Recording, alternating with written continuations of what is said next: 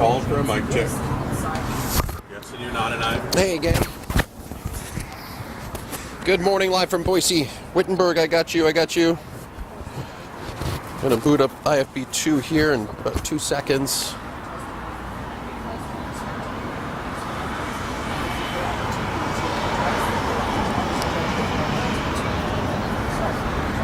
All right, you look great. Now get out of the way. Okay.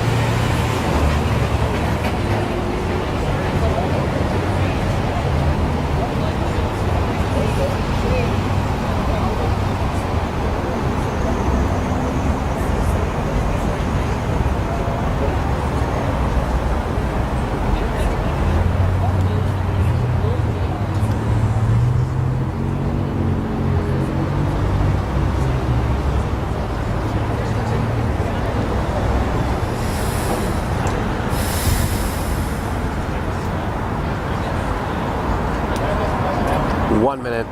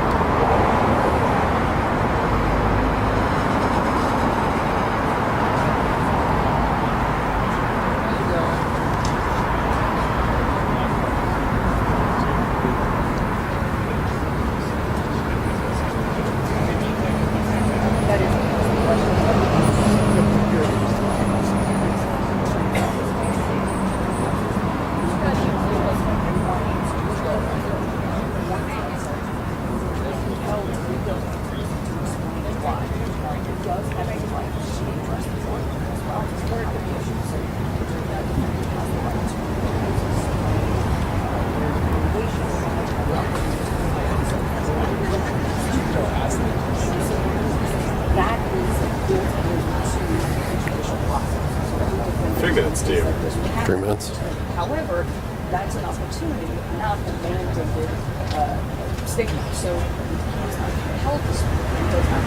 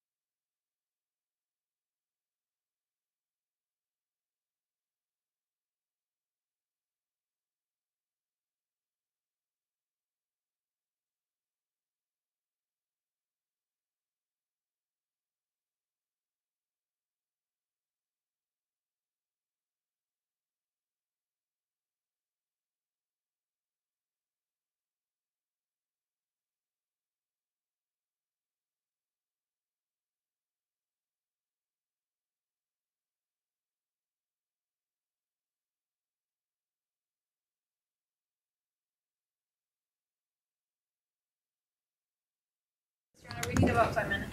Need 5 minutes?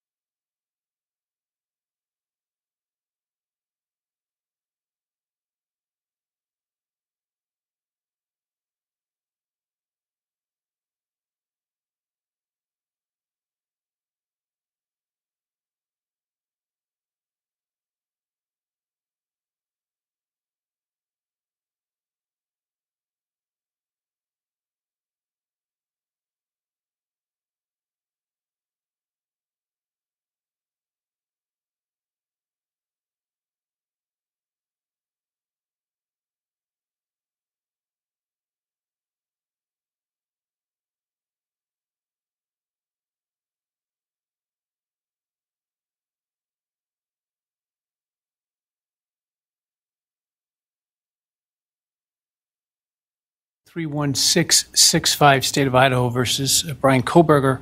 Defendant is present in custody with counsel, Ms. Taylor, Ms. Massoth, Ms. Barlow. The state is represented by Mr. Thompson, Ms. Jennings, Mr. Hurwitz, Mr. Nye, and Ms. Allen. This is the time set for sentencing in this case. The defendant previously entered a plea of guilty to 4 counts of first-degree murder and 1 count of felony burglary. In exchange, the parties stipulated to recommend a sentence consisting of, on burglary, 10 years fixed, on each of the 4 counts of first-degree murder, life fixed. The parties waived pre-sentence investigation. To my understanding, neither party submitted a sentencing memorandum or other materials for the court. The court is familiar with the file and the evidence submitted previously by the parties as it has reviewed them throughout the case and in anticipation of trial. Is there any legal cause why sentence should not be imposed at this time? No, Your Honor.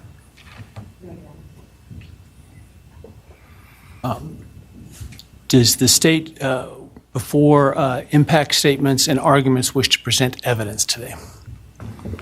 Your Honor, the state does not intend to present evidence in a documentary sense. We have provided the court through the clerk with photographs that we would like to use during the course of our sentencing argument. Sure. All right. Thank you. But no testimony other than impact statements? That's correct, Your Honor. All right. So with that, let's start with then impact statements. Ms. Jennings will be introducing the... And my understanding, just so I'm clear, I indicated through the trial court administrator that we need to see if any of the victims wish to have the camera not running and audio only. And my understanding is all of them indicated they are fine with the video. Is that correct? Yes, Your Honor, that's correct. All right, very well. Go ahead, Ms. Jennings. Your Honor, the first, and we're taking these in the order, victim impact statements in the order that the charges were listed in the indictment. The first charge being burglary. So we will have Bethany Funke's statement, and she has asked that her friend Emily Allant read that statement. All right, any objection to that? No objection. All right, very well.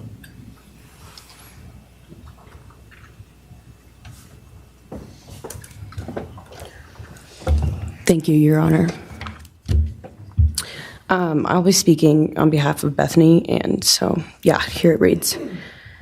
My name is Bethany Funke, and I was roommates with Maddie, Kaylee, Xana, and Ethan. I not only lost some of my best friends, but I also lost a sister. Never in a million years would I have thought that something like this would have happened to my closest friends. I thought that we were going to wake up and go upstairs, see them, and tell them how they had scared us, and that they were going to tease us about how we are constantly scaredy cats. I make jokes about it as we would go to Taco Bell like always. But sadly, that is not what happened and what turned out to be my worst nightmare.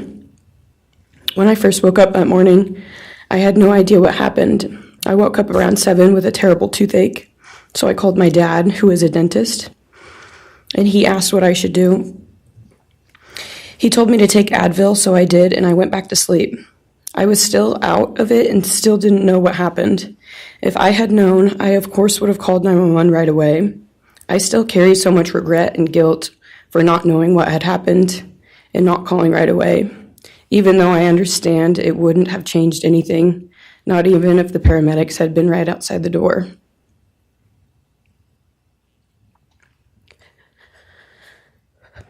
I was so frantic that morning and scared to death, not knowing what had happened.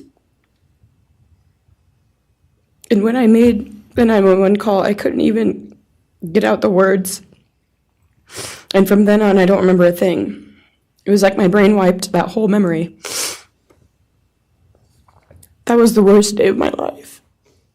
And I know it always will be.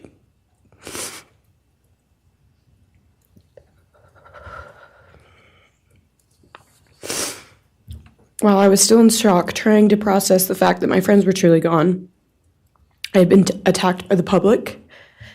I was grieving, numb, and unsure of what had happened was even real. And at the same time, I was getting flooded with death threats and hateful messages from people who did not know me at all or know the dynamic of our friendship. Social media made it so much worse, and strangers made up stories to entertain themselves. The media harassed not just me, but also my family. People showed up at our house. They called my phone, my parents' phones, other family members' phones, and we were chased while I was still trying to survive emotionally and grieve the loss of my friends. I hated and still hate that they are gone, but for some reason, I am still here and I got to live. I still think about this every day. Why me? Why did I get to live and not them? For the longest time, I could not even look at their families without feeling sick with guilt. I did not know what to say or what to do. I was terrified that my presence just made their pain worse, and I was still here when their kid, their siblings and their friends, their loved ones should have been here instead. After everything happened, I was afraid to go into my own backyard or alone in my house. I was scared that the person who did this would come for me next.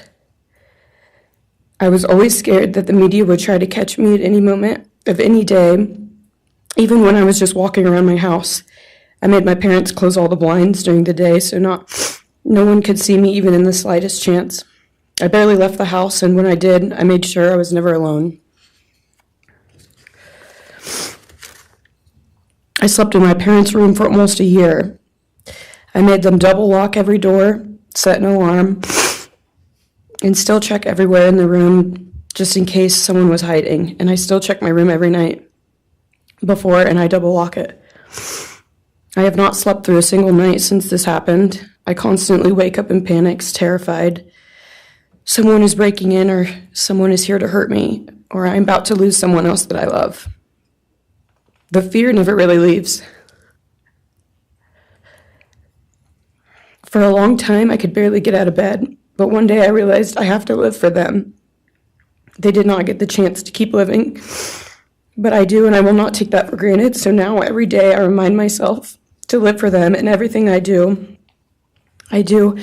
it with them in mind. I am still scared to go out in public, but I force myself to do things because I know that they would want me to keep living my life to the fullest. I am beyond blessed to still be here, and I refuse to take that for granted when they did not get a chance.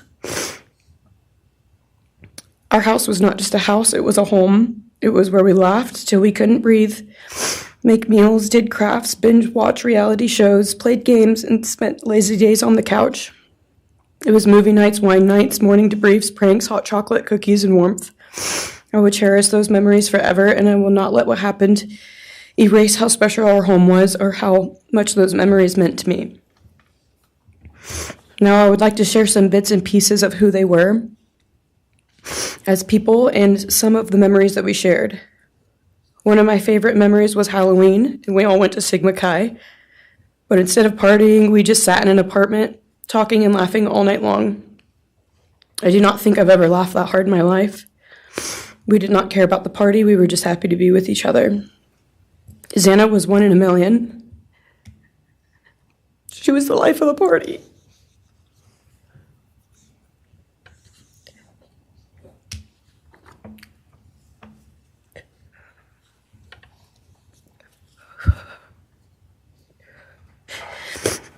But she was also the kindest and funniest person I knew. Everyone loved her because she made everyone feel so loved. She was just someone you always wanted to be around, no matter the circumstance. One of my favorite days with Xana was when she laid on the couch, when we laid on the couch together all day watching movies and snacking. Or when she, Maddie, and I would go and get margaritas, chips, and salsa. She would also light up a room with her presence alone. Kaylee had the most beautiful, radiant smile, and she was so kind, but also one of the funniest people I've ever known. She loved playing little pranks, and she always had us laughing so hard that we could not breathe.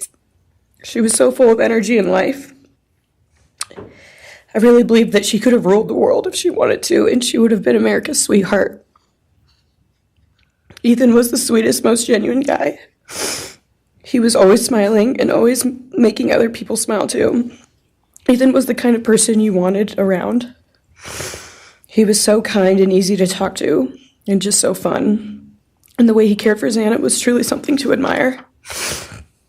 And really was proof that storybook love and true romances really do exist.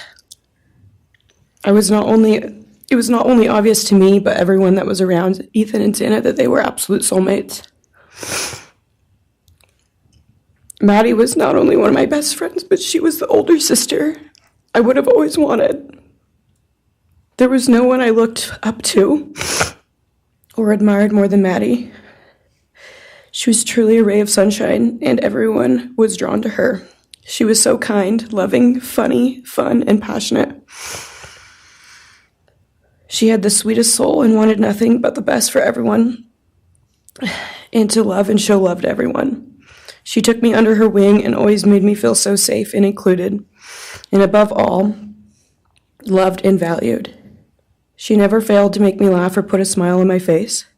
Still to this day, I am beyond grateful that she chose me to be her sorority little, and I thank God every day that I not only got to know her, but had her as one of my best friends. Honestly, I cannot pinpoint one favorite memory with Maddie because I have so many, and this would be a very long read if I did.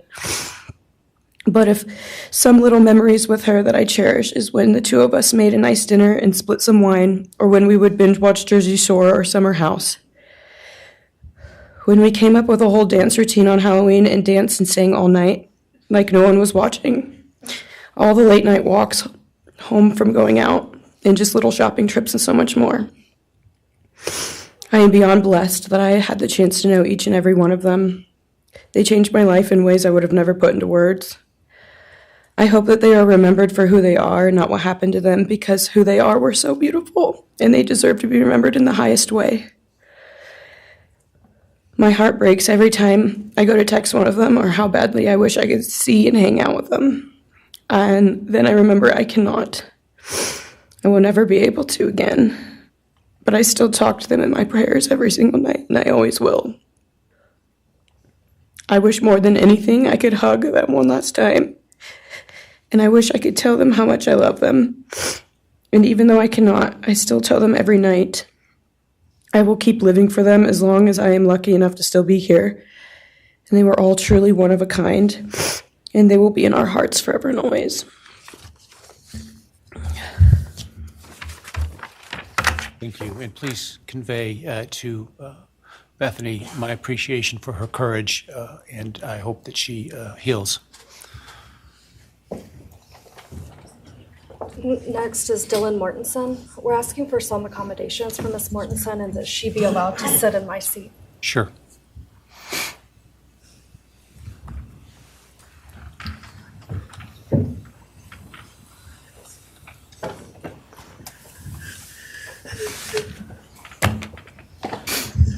Dylan, just take your time, all right?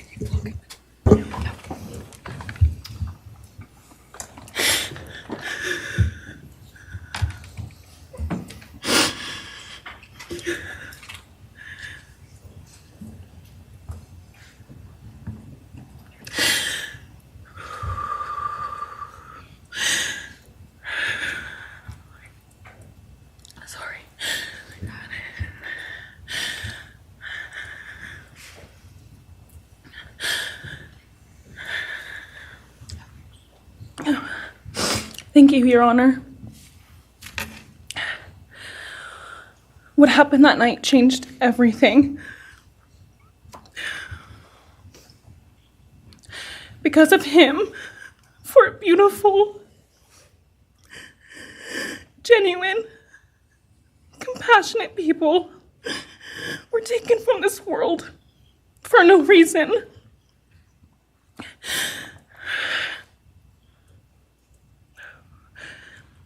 He didn't just take their lives.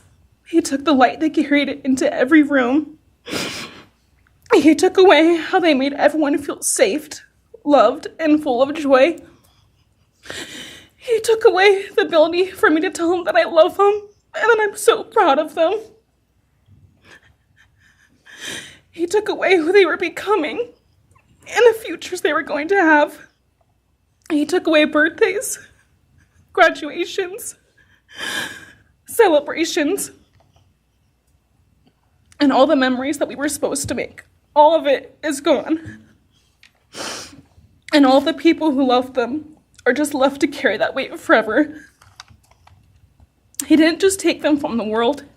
He took them from me, my friends, my people who felt like my home, the people I looked up to and adored more than anyone. He took away my ability to trust the world around me. What he did shattered me in places I didn't know could break. I was barely 19 when he did this. We had just celebrated my birthday at the end of September. I should have been figuring out who I was. I should have been having the college experience and starting to establish my future. Instead, I was forced to learn how to survive the unimaginable. I couldn't be alone. I had to sleep in my mom's bed because I was too terrified to close my eyes. Terrified that if I blinked, someone might be there. I made escape plans everywhere I went. If something happens, how do I get out? What can I use to defend myself? Who can help?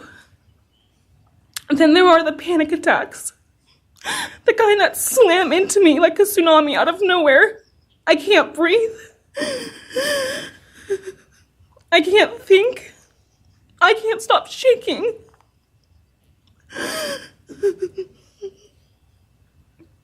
All I can do is scream because the emotional pain and the grief is too much to handle. My chest feels like it's caving in. Sometimes I drop to the floor with my heart racing, convinced something is very wrong. It's far beyond anxiety. It's my body reliving everything over and over again. My nervous system never got the message that it is over, and it won't let me forget what he did to them. People call me strong. They say I'm a survivor, but they don't see what my new reality looks like. They don't the hypervigilance, the exhaustion, the way I scan every room I enter, the way I flinch at sudden sounds. They don't know how heavy it is to carry so much pain and still be expected to keep going, and that's because of him. He stole parts of me I may never get back. He took the version of me who didn't constantly ask, what if it happens again? What if next time I don't survive?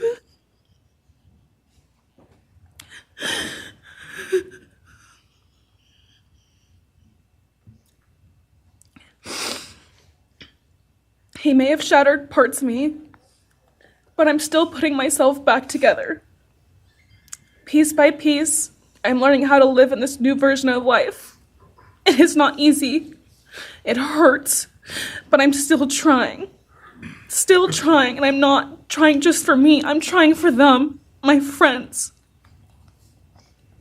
About a year ago, I had a dream about them. I got to say goodbye. I told them I won't be able to see you again, so I need to tell you goodbye. They all kept asking why, and all I could say was, I can't tell you, but I have to. When I woke up, I felt shattered and heartbroken, but also strangely grateful. Like maybe in some way that dream gave us the goodbye we never got. Still, no dream can replace them, and no goodbye will ever feel finished. He is a hollow vessel, something less than human. A body without empathy, without remorse. He chose destruction. He chose evil. He feels nothing. He tried to take everything from me. My friends, my safety, my identity, my future. He took their lives, but I will continue trying to be like them, to make them proud. Living is how I honor them. Speaking today is to help me find some sort of justice for them. And I will never let him take that from me. He may have taken so much from me, but he will never get to take my voice. He will never take the memories I had with them. He will never erase the love we shared, the laughs we had, or the way they made me feel seen and whole. Those things are mine. They are sacred, and he will never touch them. I get to feel sadness. I get to feel rage. I get to feel joy even when it's hard. I get to feel love even when it hurts. I get to live. And while I will still live with this pain, at least I get to live my life. He will stay here, empty, forgotten, and powerless. Dylan, thank you so much for your courage. I appreciate it.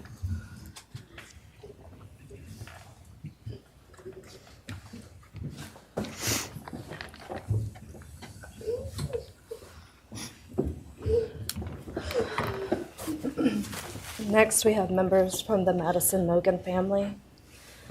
First would be Scott Laramie, Madison Mogen's stepfather.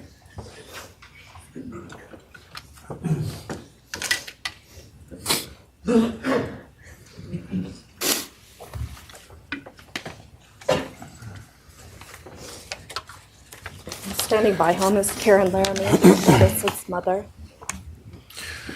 Thank you, Your Honor. My name is Scott Laramie. I'm Maddie Mogen's stepfather and the husband of Maddie's mother, Karen Laramie. I will read this victim impact statement on behalf of Karen and myself. Maddie was our gift of life, our purpose, and our hope.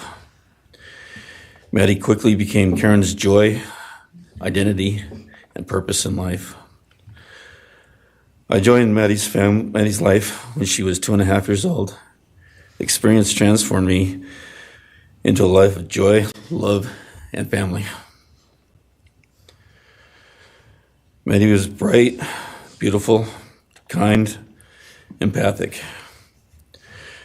She listened carefully to others and was observant, seeing and caring about the hearts and the minds of all she encountered. She loved music and music festivals. She had a wonderful sense of humor. She excelled in school.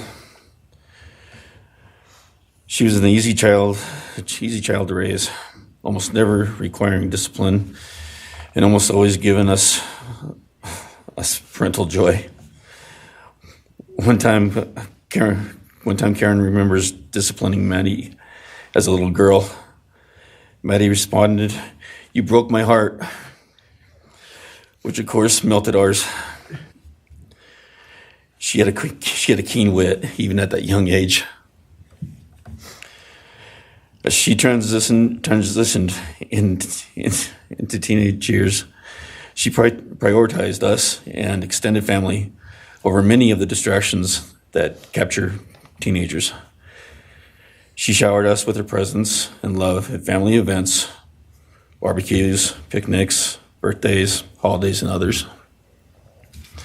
She spent countless hours with her papa, her Uncle David, Aunt Nadine, and her other close family and friends.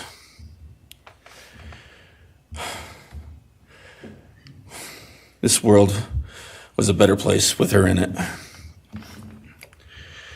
As she reached adulthood, Maddie applied her studies to be a marketing professional, entering into an internship at Payne West, and started planning her professional future. As with all things, she involved Karen and myself in the joy of her journey. As she transitioned into womanhood, Karen and I continued to be astounded at this wonderful and accomplished person we had created. All parents dream of their children accomplishing more than them. We realized this dream. All we had not become, she was becoming.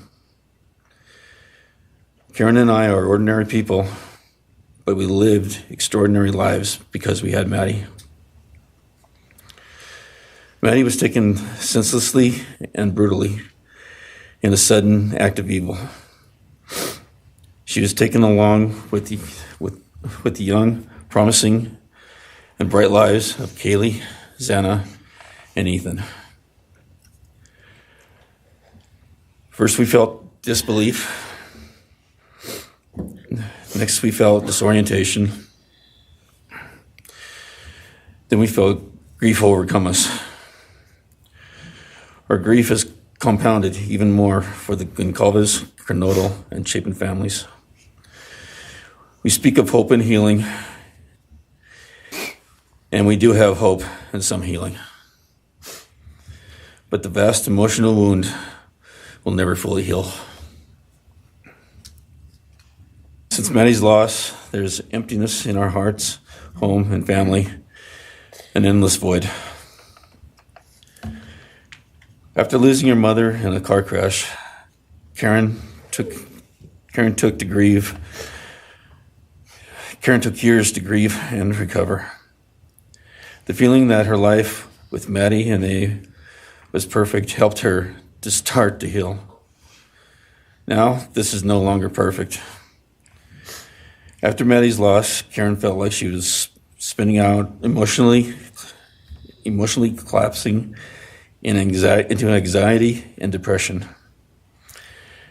She sometimes asks, "How am I supposed to go on when I've lost my favorite person in the world?" I felt the same, and we continue to struggle. The loss of Maddie has impacted so many beyond our family. Her second family is her sorority sisters who grieve alongside us. She has so many close friends who suffer from her loss. We will continue to be.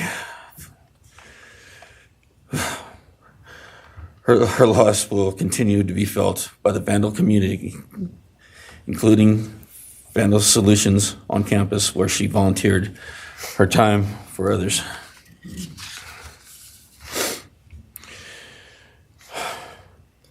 It helps us to know Maddie is in heaven now, freed from the trials of this earth. We, however, continue to live on without the grace and support of her presence. We will grow old without our only child, our bright, beautiful friend and daughter. In the end, there are no words that can accurately capture the devastation of losing Maddie. We will endure, and we will go on. For Maddie, we will not let our grief consume us. For Maddie, we will continue to love and care for our family and friends, including the families of Kaylee, Santa, and Ethan. We will remain united with them. We can only hope that others out there suffering similar losses can look to us and see that we can overcome hatred, darkness, and evil. We know the law allows us to comment on the defendant and his sentence. As for his sentence, we support the plea agreement. Society needs to be protected against this evil. As for the defendant, we will not waste the words, nor will we fall into hatred and bitterness. Evil has many faces, and we now know this, but evil does not deserve our time and attention. We are done being victims. We are taking back our lives. We will turn our time, talents, and attention to hope, healing, and helping others, and to the future. We invite all those who have suffered with us on this to join us in our journey. We can make this world a better place. We can move on from tragedy. Adversity will visit us, evil will visit us, but we will overcome. We can and will endure. Karen and I express our gratitude to Your Honor and to the prosecution team for allowing us the opportunity to make this statement. Thank you. Thank you so much for your courage, and I am so sorry for your loss. God bless you. Your Honor.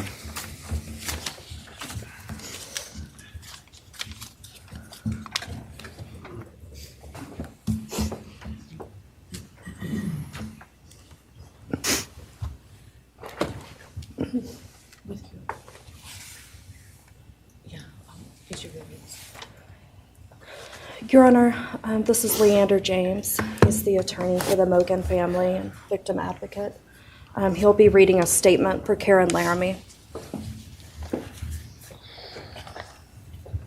May it please the court, counsel. My name is Leander James. I am the pro bono counsel for Karen and Scott Laramie. Karen has asked me to read this statement into the record. I thank my husband, Scott, for his statement, his courage, and his unending love and support during this dark time.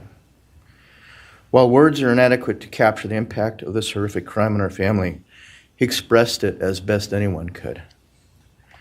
For Maddie's sake, I will add my supplement statement that incorporates additional impact in the context of my extended family. I am grateful to Maddie's great uncle, Bryan Kohberger, for assisting me with the difficult task of putting our pain into words. For me and my extended family, Maddie was our hope and our light. Her beauty, both outside and in, shone its light upon everyone with whom she came in contact. Her beauty, she carried that hope and light into the future for our entire family. We have memories of our Maddie and grief and pain at her being taken from our presence. Any one of us would have given our own light to have been outshone by hers. We now look to our Creator to know that her light continues where we look to see her in His presence. Those who commit evil for their own twisted gains and purposes truly defile the efforts and sacrifices of mothers, fathers, families, teachers, clergy, public servants, service members, and all those who commit themselves to the greater good, freedoms, and the future light of our nation. Condemnation falls heavily upon those who squandered the lives of our future hopes and dreams. Some may offer forgiveness for what the defendant has done. However, we cannot at this time, or perhaps ever, nor will we ask for mercy for what he has done. His acts are too heinous, the agony and grief he has caused too great. But we will waste no further words or thoughts on him. For Maddie's sake, we will move on. We will do our best to carry Maddie's light into this world and make it a better place. I thank the court and the prosecution for allowing me the opportunity to make my statement, and I thank all those who have and will support my family and the families of Kaylee, Xana, and Ethan. Thank you. Thank you. Thank you, Mrs. Laramie. Appreciate it.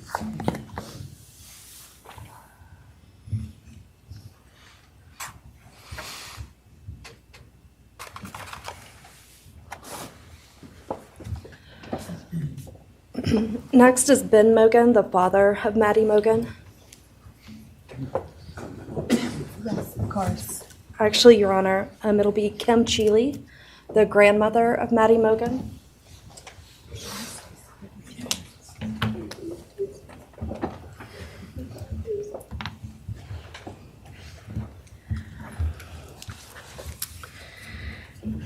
My name is Kim Cheeley. I was Maddie Mogen's paternal grandmother, as Ben Mogen, her father, is my son. I'm here today with my sister Lori Cheeley, Maddie's great aunt, and my son Ben Mogen, and my daughter-in-law Corey Hatrock.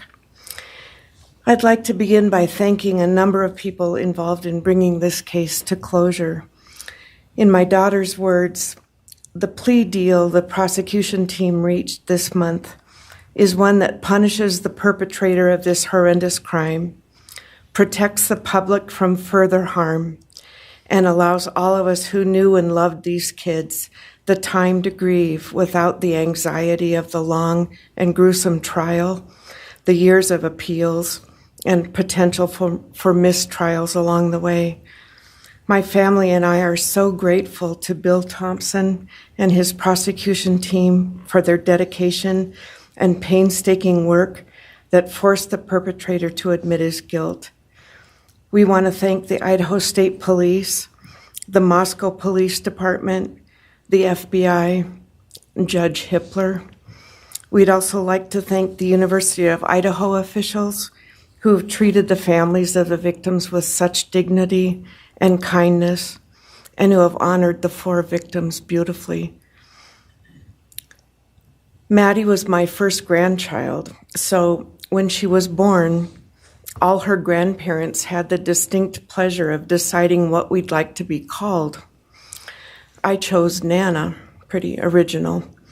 But when Maddie was about a year and a half old, her papa, Ben's dad, and I were planning to visit the new little family in Oregon.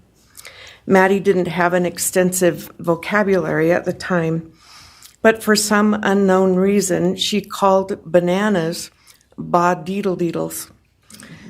When Karen and Ben told her Nana was coming to visit, she figured, I say deedle-deedle for that word.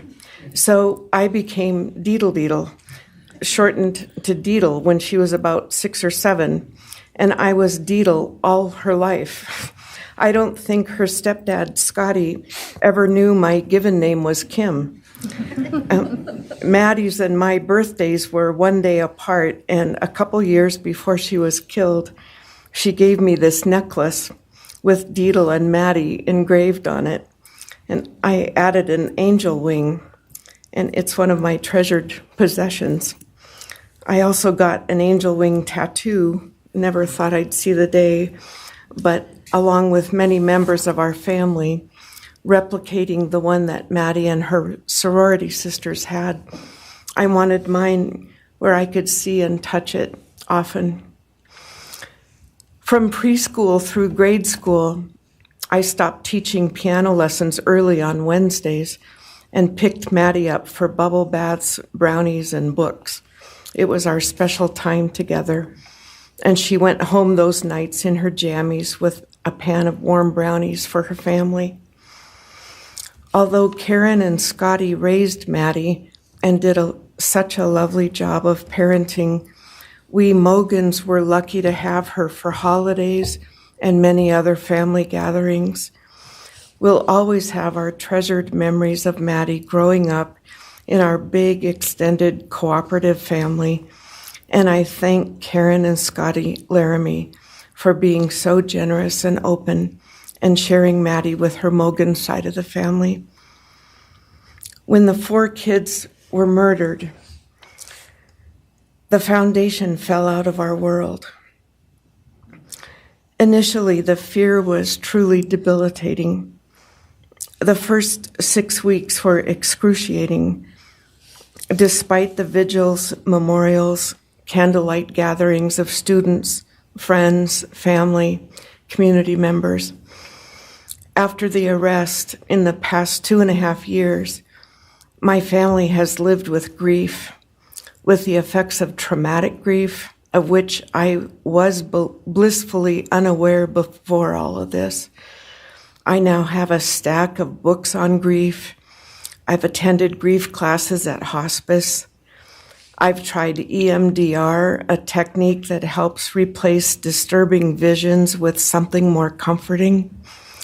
My son Ben, his 2 sisters, Maddie's aunts, and I have all experienced depression and anxiety and sleep disturbance, requiring medical intervention at times. We've all sought counseling off and on.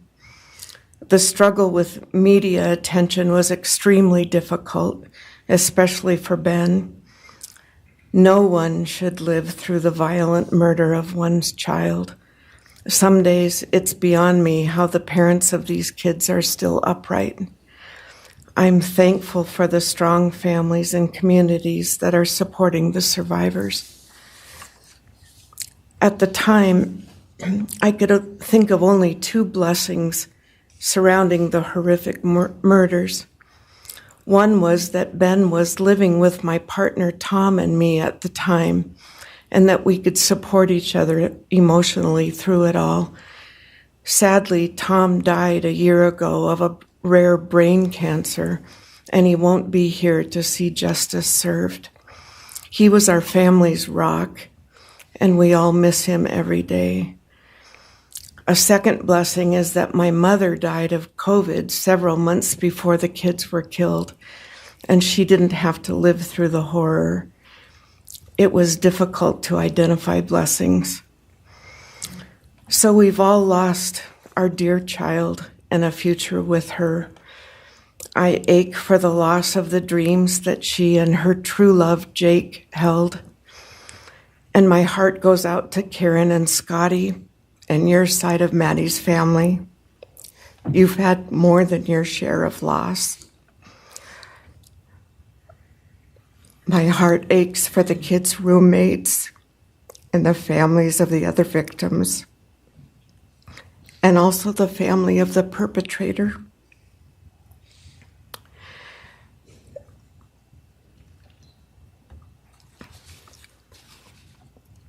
Going forward, we Mogens are choosing to put our energy and focus into honoring Maddie's too short life and sweet spirit by celebrating Maddie May Day, which my 2 daughters established. On May 25th each year, Maddie's birthday, we encourage folks to do random acts of kindness in Maddie's name. In my daughter Katie's words, may we all protect our peace in whatever way possible, unite in community, and focus on joy. Please do an act in kindness in Maddie's honor during this week, so a glimmer of Maddie's light may live on. Thank you. Thank you, and I appreciate your courage, and bless you and your family. Thank you.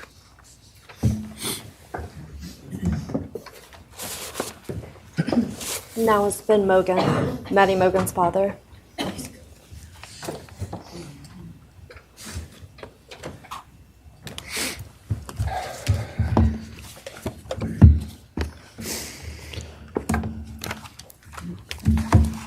I'm Benjamin Mogen. I'm Maddie's dad. And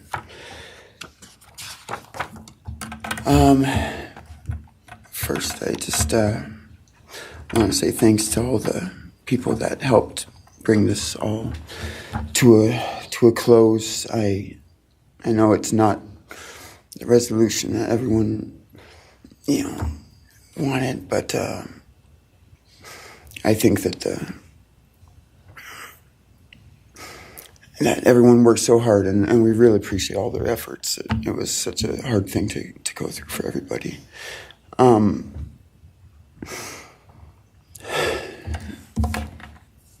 Maddie was my only child that I ever had. She's the only great thing I ever really did, and the only thing I was really ever proud of. And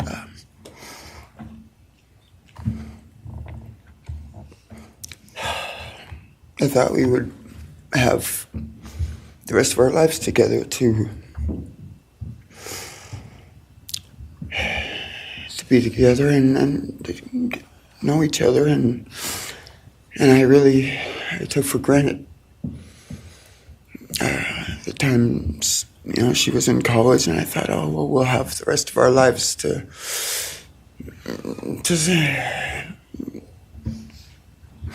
do all the stuff that we're supposed to do, and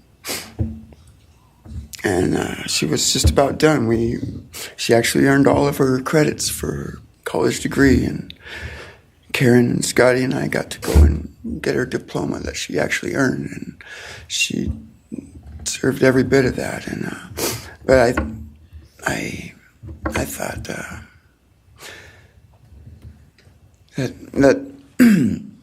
that was going to be just the beginning of a long life together, and we never got that.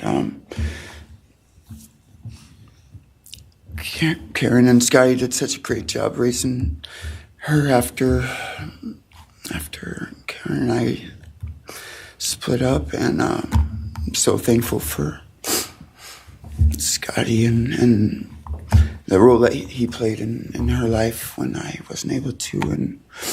But we got to spend a lot of great times together, Maddie and I. She was my favorite person to go to a concert with. We got to see some fun shows together, and I told her, if there's ever a show that you want to go to, let me know, and I'll get you tickets for you and your friend, or if we want to go together, we'll make it happen. And my favorite memory with her was when the Mac Miller show sold out here in Spokane, and everyone wanted tickets, no one could get them, and on the last day before the show, they did a radio thing, and I got 4 meet and greet tickets for Maddie and her friends and me to go and see the show, and that was her favorite artist at the time, was Mac Miller, and he's gone now too, and my little cousin Zach drove us all there that night, and he's gone too, tragically, and anyway, the last thing that she ever wrote to me was this Father's Day card, and I'm so glad I still have it. I'm just going to read what she said. It says, "Happy Father's Day. I hope you have the best day. I can't wait till we can hang out again soon.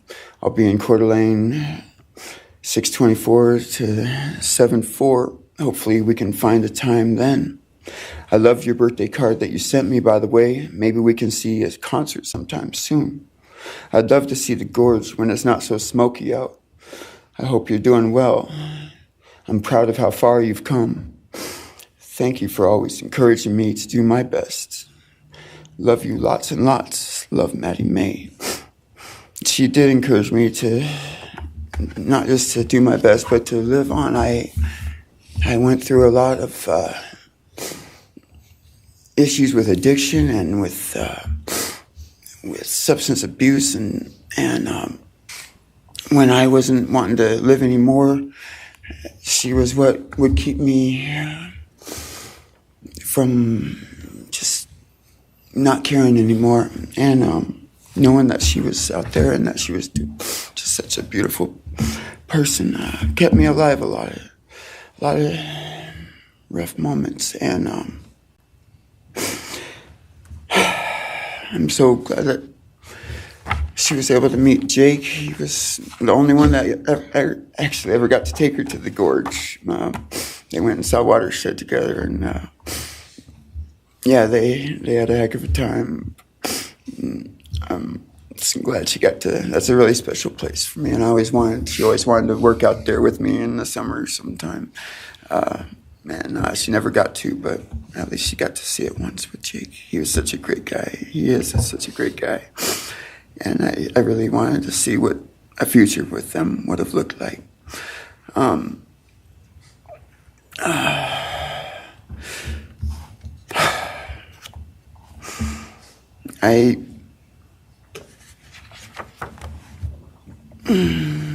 never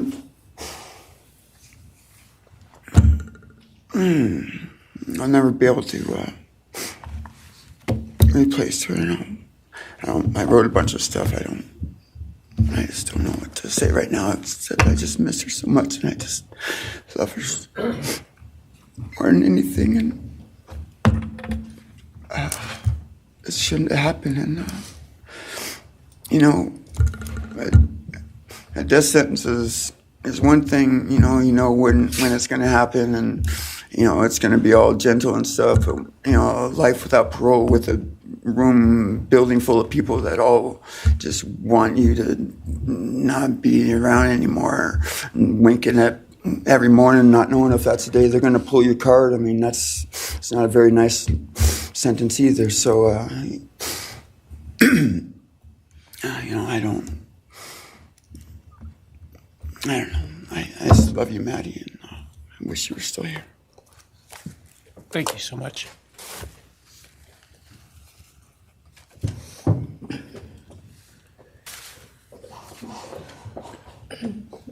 Your Honor, next would be members from the Kaylee Goncalves family. First will be her father, Steve Goncalves.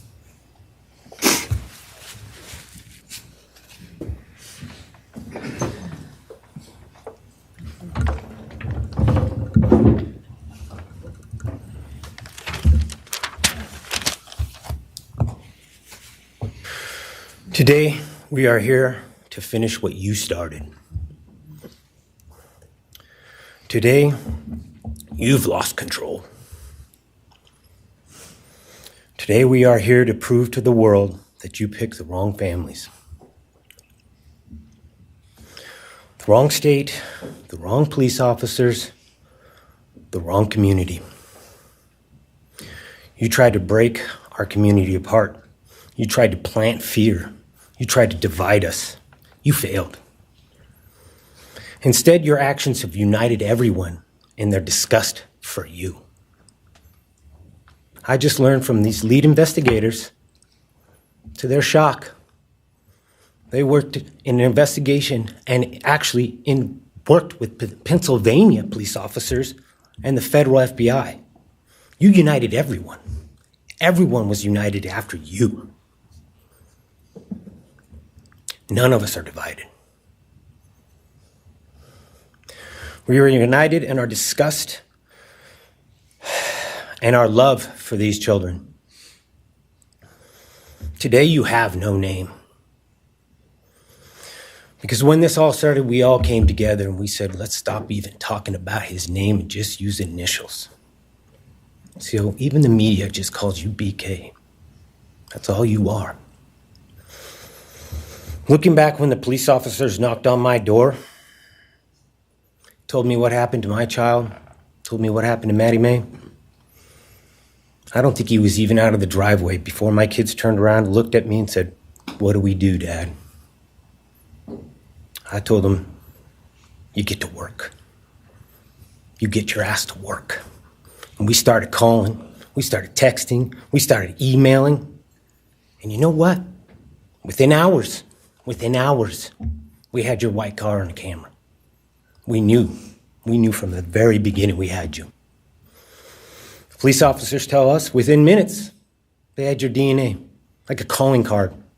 You were that careless, that foolish, that stupid.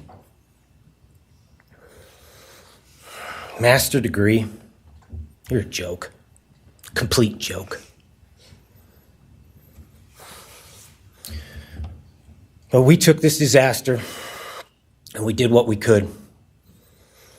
We put everything online. We took our kids, we took our images, we took everything that they did, their videos, their photos, the girls' pranks, Ethan singing. We put it out there, we shared it with the world. And the world united. And all they ended up, when they talked about this case, is they talked about Kaylee Jade, Maddie Mae, Xana, and Ethan. Everything what these people meant to us, a father, a mother, a brother, a sister, we shared that with our community. Then we shared it with our state. We shared it with the country, and eventually we shared it with the world. The world's watching because of the kids, not because of you. Nobody cares about you. Initials on an otherwise unmarked tombstone. From this moment, we've all started. From this moment, we will forget you. We want to all leave in closing. One last thing. You picked the wrong family, and we're laughing at you on your trip to the pen. That will be today or tomorrow. I'll close with, God bless all the men and women that worked on this case and all the hard work that you guys did. You guys allowed us to grieve and allowed us to get through this. The amount of work that you guys put together and the way that you guys put it together was beautiful. There was hard times to be expected. But thank you all. God bless. Thank you.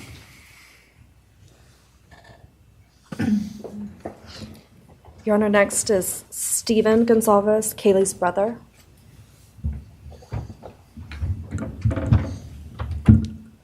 Stephen's actually going to pass. I'm going to go. Okay. Olivia Goncalves, Kaylee's sister. Hello. I'd like to start by thanking the court for allowing me the time and opportunity to speak today. My name is Olivia, and I'm the big sister of Kaylee Goncalves, and I was blessed to love Madison Mogen as a sister too. I'm not here today to speak in grief. I'm here to speak in truth. Because the truth is, my sister Kaylee and her best friend Maddie were not yours to take. They were not yours to study, to stalk, or to silence. They were two pieces of a whole, the perfect yin and yang. They are everything that you could never be. Loved, accepted, vibrant, accomplished, brave, and powerful. Because the truth about Kaylee and Maddie is they would have been kind to you. If you had approached them in their everyday lives, they would have given you directions, thanked you for the compliment, or awkwardly giggled to make your own words less uncomfortable for you. In a world that rejected you, they would have shown mercy. Because the truth is, I'm angry. Every day I'm angry. I'm left shouting at the inside of my own head everything I wish I could say to you. The truth about me is when I heard the news, I didn't cry. I listened for them. I promised them I would, that I would fight for them, that I would show up no matter what it cost me. I swore I'd never let them feel alone. Because you see, I've always been their heavyweight. I've always been the one to fight the battles they didn't feel ready to fight themselves. All it ever took was a call, and they knew I would handle it for them, no matter the time, no matter the cost. They could wave their white flag because they knew I would never back down, not for them. And not even death could change that. Somewhere along the line, I started to think about what I would say to them if I was given just one last chance. If I could gather enough heartbreak or love or sacrifice or whatever it took to get just one message across, what would I say? Throughout this entire process, I've written my feelings down at every moment, my wishes, my love, my denial, my anger. And as one final act of love, I'd planned to read these thoughts, even jarring and discombobulating and not even making sense. Because for me, that was true love. As bare and as naked as it could be, not laced in pretty words or dressed for the occasion, but written through bleary eyes at 2 a.m. with clenched fists, angry at this reality. My true final act of love was to continue on without them, for them. That dream to read aloud my love to them, to bring meaning through pain, was the latest blow in realizing you don't deserve it. And Kaylee and Maddie don't need it. Kaylee and Maddie have always known my love, and they would never ask me to prove it by further victimizing myself to a defendant who has shown no guilt, no remorse, no apprehension. They would say to me, "Why would you give the satisfaction of showing vulnerability now? You promised you would never back down." And for that clarity, I'm thankful. I won't stand here and give you what you want. I won't offer you tears. I won't offer you trembling. Disappointments like you thrive on pain, on fear, and on the illusion of power. And I won't feed your beast. Instead, I will call you what you are: sociopath, psychopath, murderer. I will ask the questions that reverberate violently in my own head, so loudly that I can't think straight most any day. Some of these might be familiar, so sit up straight when I talk to you. How was your life right before you murdered my sisters? Did you prepare for the crime before leaving your apartment? Please detail what you were thinking and feeling at this time. Why did you choose my sisters? Before making your move, did you approach my sisters? Detail what you were thinking and feeling. Before leaving their home, is there anything else you did? How does it feel to know the only thing you failed more miserably at than being a murderer is trying to be a rapper? Did you recently start shaving or manually pulling out your eyebrows?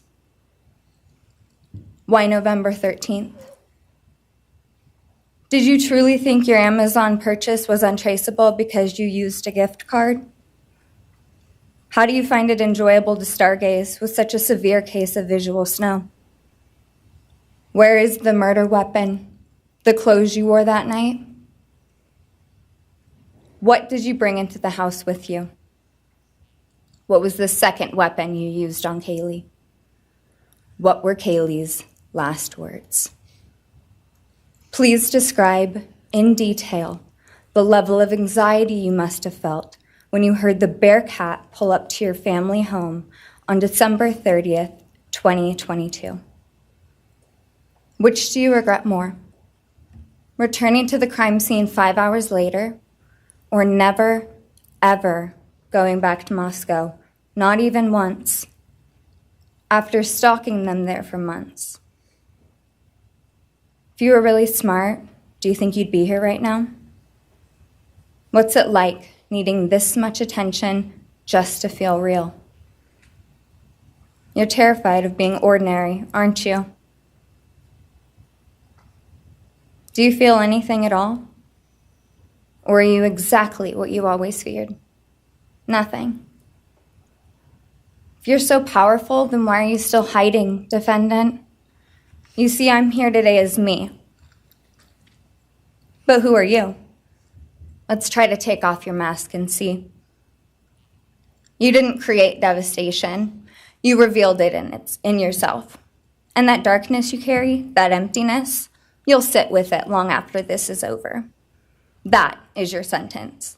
And it was written on the wall long before you ever pled guilty.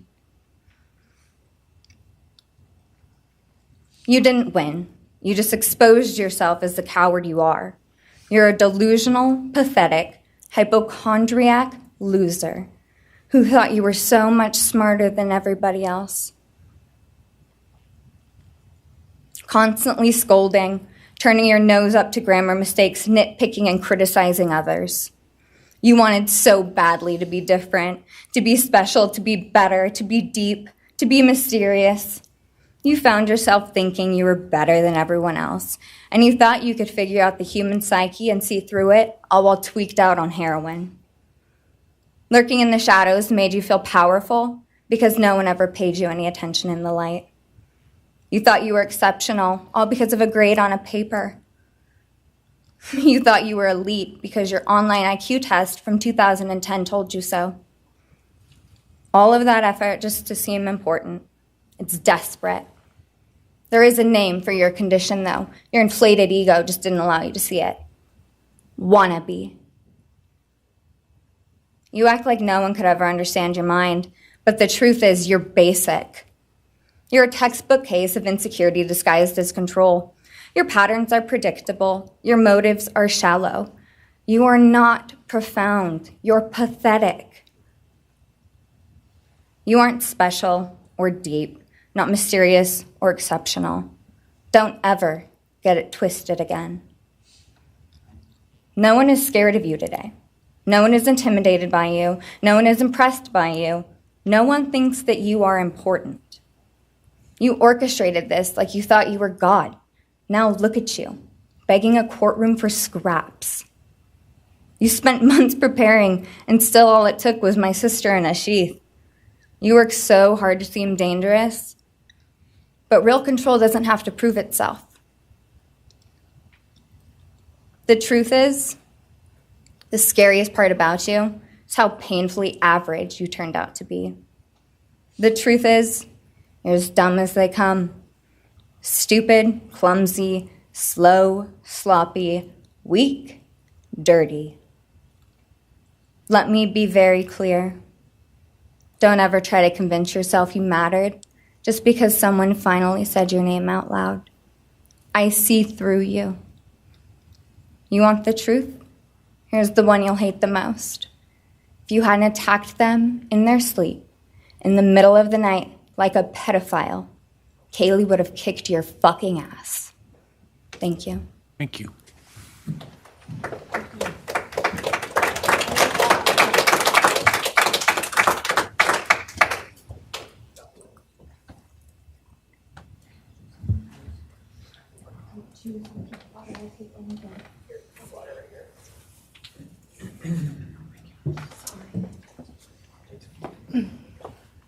Next is Christy Goncalves, Kaylee Goncalves' mother.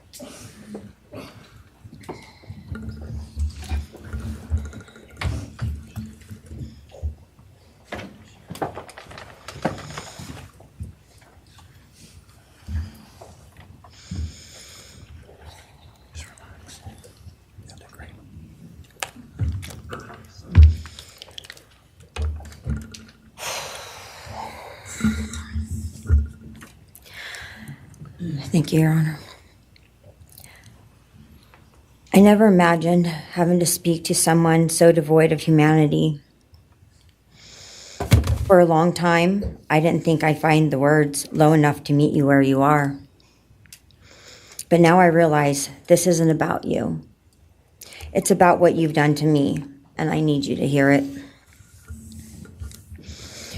When you murdered my daughter, Kaylee Jade Goncalves, you didn't just take her life, you shattered others. You attacked what you could never be, and in doing so, you left a trail of devastation far beyond that house.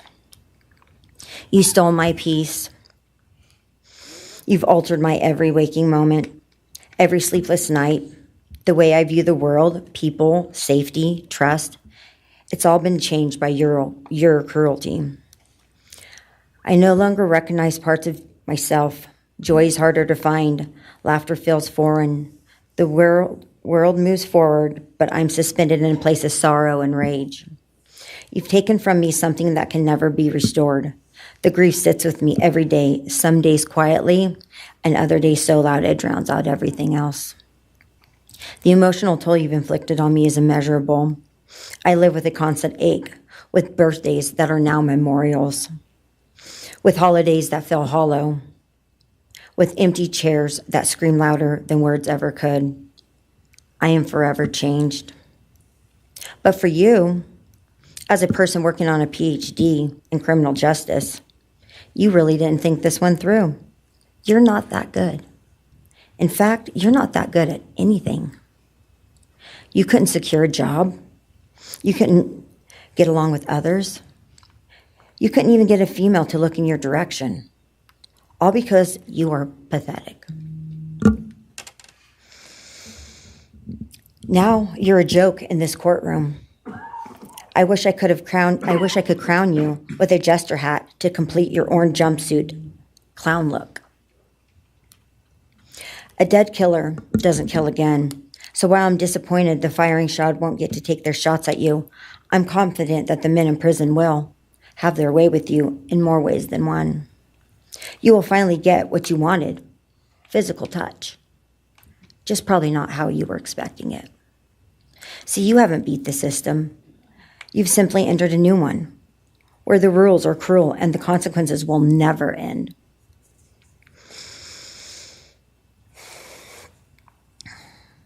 You are entering a place where no one will care who you are and no one will ever respect you. You will be forgotten, discarded, used, and erased. You will always be remembered as a loser, an absolute failure. And when those prison doors slam shut behind you, I hope that sound echoes in your heart for the rest of your meaningless days. I hope it reminds you of what we all already know. You're nothing. May you continue to live your life in misery. You are officially the property of the state of Idaho, where your fellow inmates are anxiously awaiting your arrival. But it's okay, because they're there to help you. Hell will be waiting. Quick message from our youngest daughter. Aubrey wanted to say, you may have received A's in high school and college, but you're going to be getting big D's in prison. Thank you.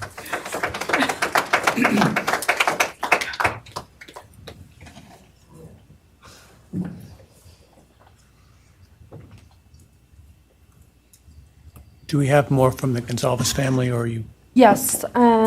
Next would be Shannon Gray, the Goncalves family attorney. He'll be reading statements from Kaylee Goncalves' grandmothers. Well. Morning, Your Honor. Shannon Gray, the attorney for the Goncalves family. I actually have 3 statements, one from her aunt and 2 from her grandparents. This is from her aunt, Tammy Butts.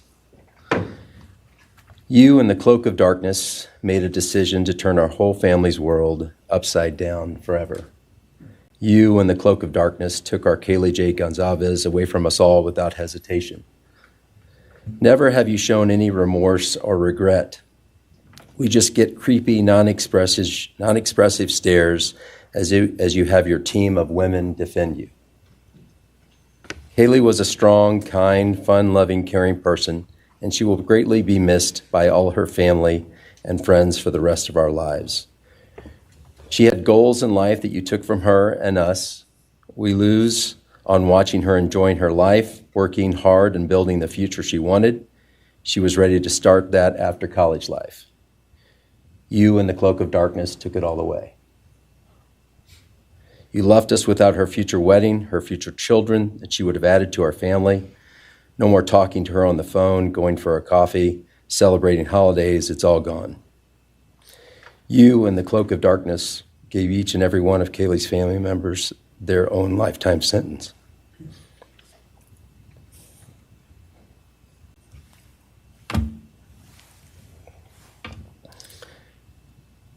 You, in the cloak of darkness, also took our Maddie Mae from all of us.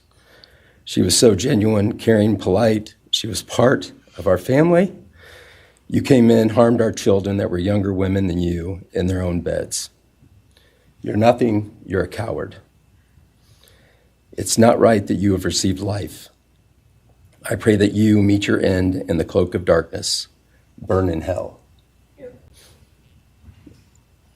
I have two other statements, Your Honor.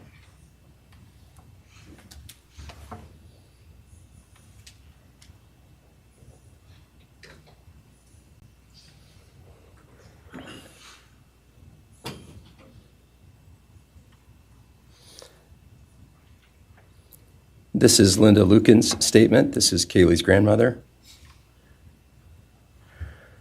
I really don't know how to address something so inhumane, but I will try.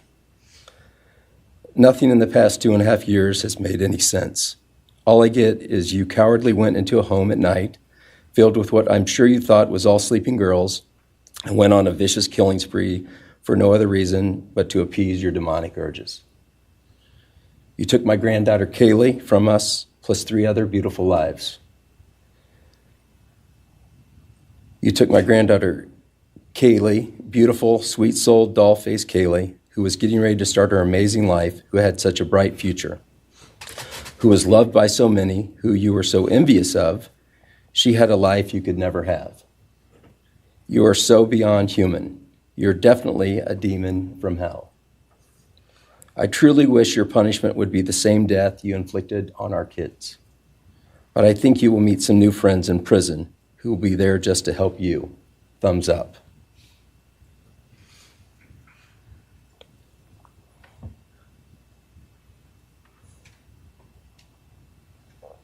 And I have one last statement, Your Honor. This is from Cheryl Goncalves, Kaylee's other grandmother. John 1:5 says, "Light shines in the darkness, and the darkness overcomes it not." Somewhere in your life, some jealousy, envy, ego, something went dark. It pushed out all light until you became dark and evil. And when you saw my granddaughter and her friends, their light, because they have such a light, you couldn't stand it. Because the darkness in you could not stand the light in them. And so you decided to destroy it. Cowardly, you walked into their rooms in the dark and took their lives, hoping to get rid of your darkness. But you didn't. You failed. Because you know what was once a light shown only to their friends, families, and loved ones is now all over the world. Everyone sees it. Their smile, their beauty, their plans, everything they were and had.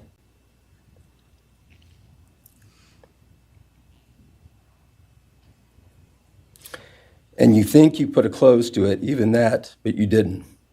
Because they still exist. They are still light. They are still beautiful.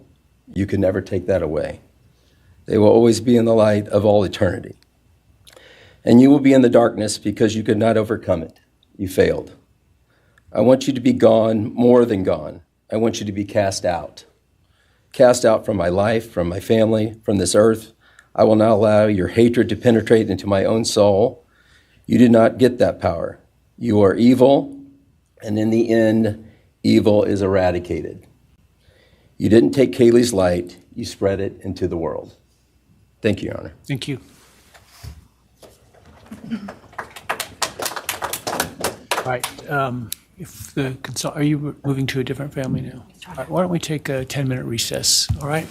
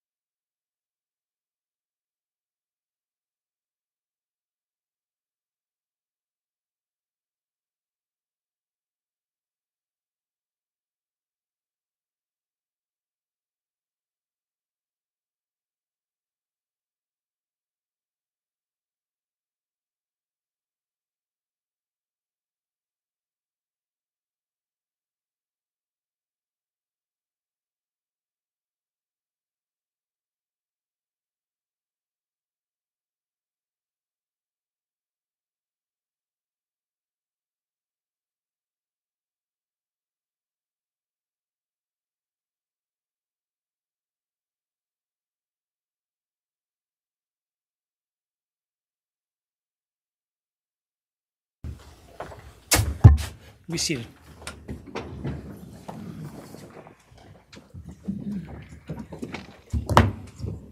All right, Ms. Jennings. Thank you, Your Honor. The next family is the family of Xana Kernodle. And first would be Jasmine Kernodle, Xana's sister.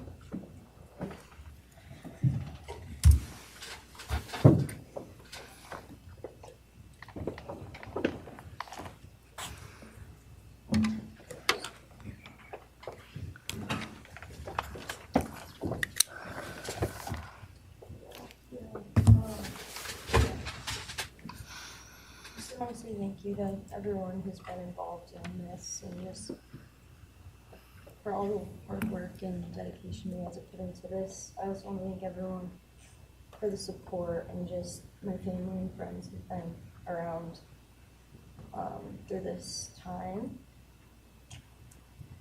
I went back and forth on whether to speak today because the truth is you don't deserve power over my feelings, my words, or me. Thank you. In the end, I realized this moment isn't about you. It's about justice for Xana, Ethan, Kaylee, and Maddie. It's about honoring the beautiful people they were and still are in God's eyes. On November 13th, 2022, a piece of my heart was ripped away. There's no way to ever fully describe the weight of losing my sister, my best friend. No sentence or punishment will ever come close to the justice Xana, Ethan, Kaylee, and Maddie deserve. Xana was everyone's best friend. She was kind, she was funny. She was a gift to each person she was able to make an impact on. Xana was someone I turned to when I needed direction or advice. Although I am her older sister, I often found myself looking up to her. She had a radiant energy that everyone loved, and she always knew the right way to approach a problem. She knew how precious and special life was, and she truly did live every day to the fullest. Yet her story was cut short by an act of evil. I believe in a God whose justice is not bound by this courtroom. I find peace knowing that judgment ultimately belongs to Him. For your sake, I hope one day you feel the full weight of what you did. I hope you take accountability. I hope you truly experience the guilt and you surrender yourself to Jesus Christ. Because no punishment on this earth can ever compare to the isolation and pain of eternal separation from God. Xana deserved more. They all did. But I come here to say this. I am strong. I am brave. I'm a fighter, just like Xana. And you don't get to control how I move forward or what I believe. I walk with the comfort of knowing I will see my sister again. Xana didn't get the future she deserved. She won't be the maid of honor at my wedding, the cool aunt to my future children. I'll never hear her laugh or see her light up a room ever again. But I will carry her with me for the rest of my life. I will live in her honor, fight to be the best kind of woman and someone she's proud of, to make sure the world never forgets who she was. Xana's story doesn't end with what was taken from her. It lives through the love she gave, the people she touched, and the legacy our family will protect. Her light still shines, and her voice will echo louder than this pain. You didn't take that from us, and you never will. Thank you.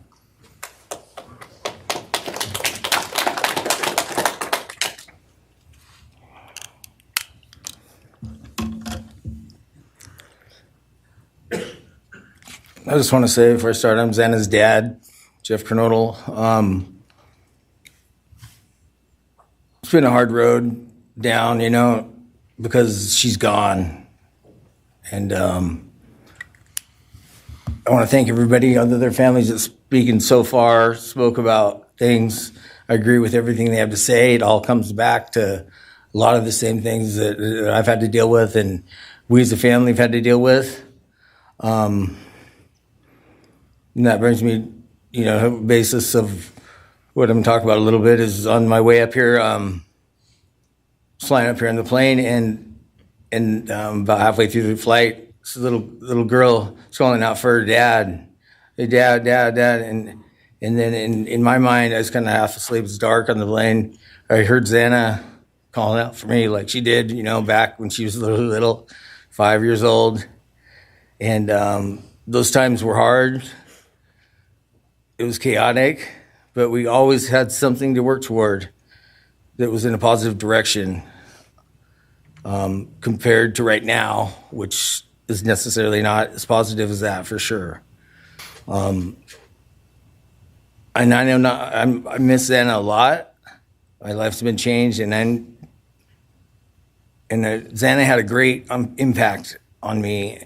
And the impact was when she was gone, I realized how important she was and what she really did for me, influenced me, was way beyond what I ever thought.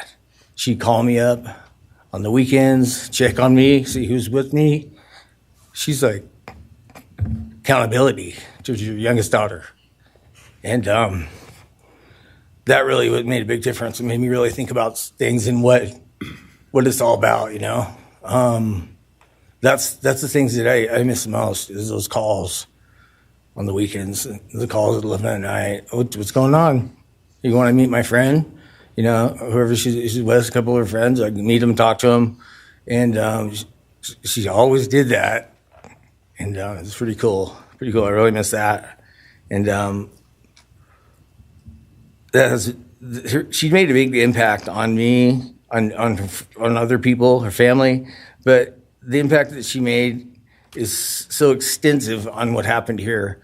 And it goes so far. People from everywhere in the world, are following things. And Xana has made a difference in their lives. So, countless people told me that. They might not even know her. They never knew anything about her. It's what they see, and they just love her and say how they wish she could have been their friend.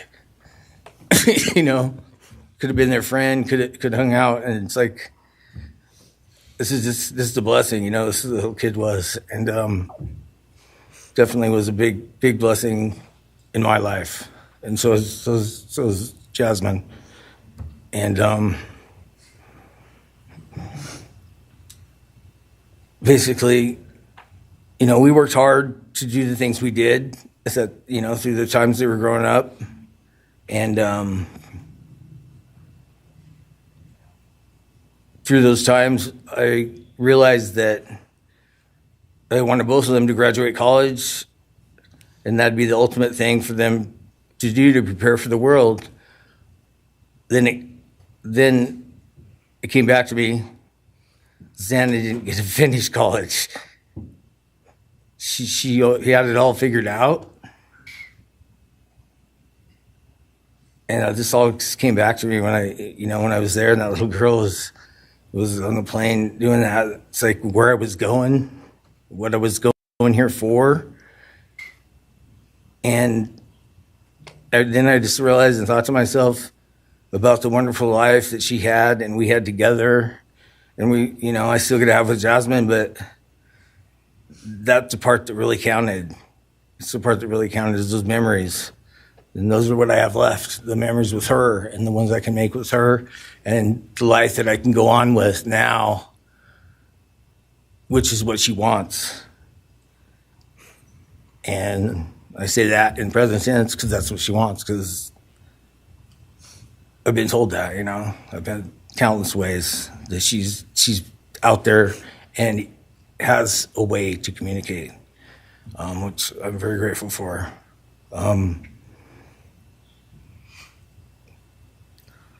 That goes to say that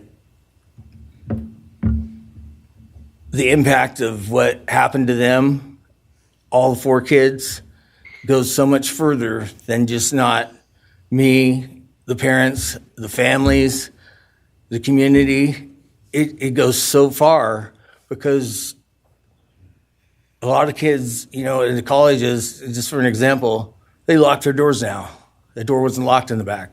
at Penn State or wherever it was, all the colleges, I know that I've heard they all lock their doors now. So maybe the impact that it's going to make is going to help out and maybe protect some people. Having this outreach and having the influence of what happened to these kids did,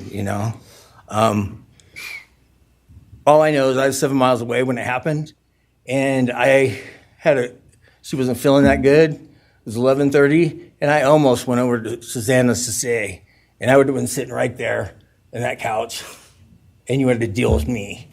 So they would have had a chance, and I regret that, and I regret not going.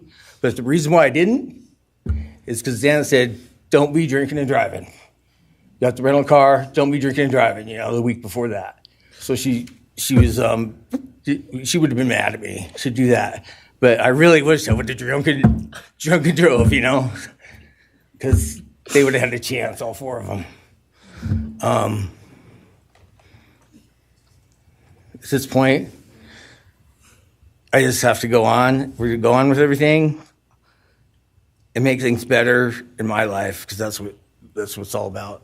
If I have closure in things, and the part that we miss is Santa, her influence, her smile, the things that she did, and we have the memories left, the great memories, and she just wants us to make more memories and not be sad or upset or shocked or taken for that, and that's what we're going to do.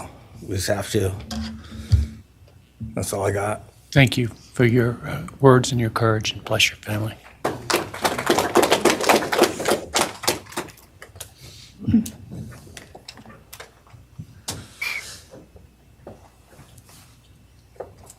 Next, Kim Kernodle would like to address the court.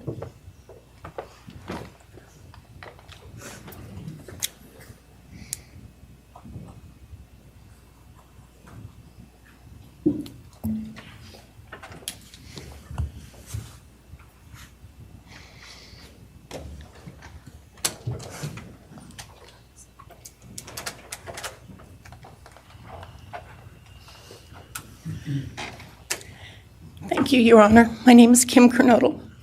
I am Xana's aunt. I was very blessed to have her in my life, in our family. And I thought I had everything in my head, what I wanted to say, but it kind of went out. And I'm always looking for the positive thing, because evil, hate, can destroy people. And that's what it started doing with our family. It created anger with our family members.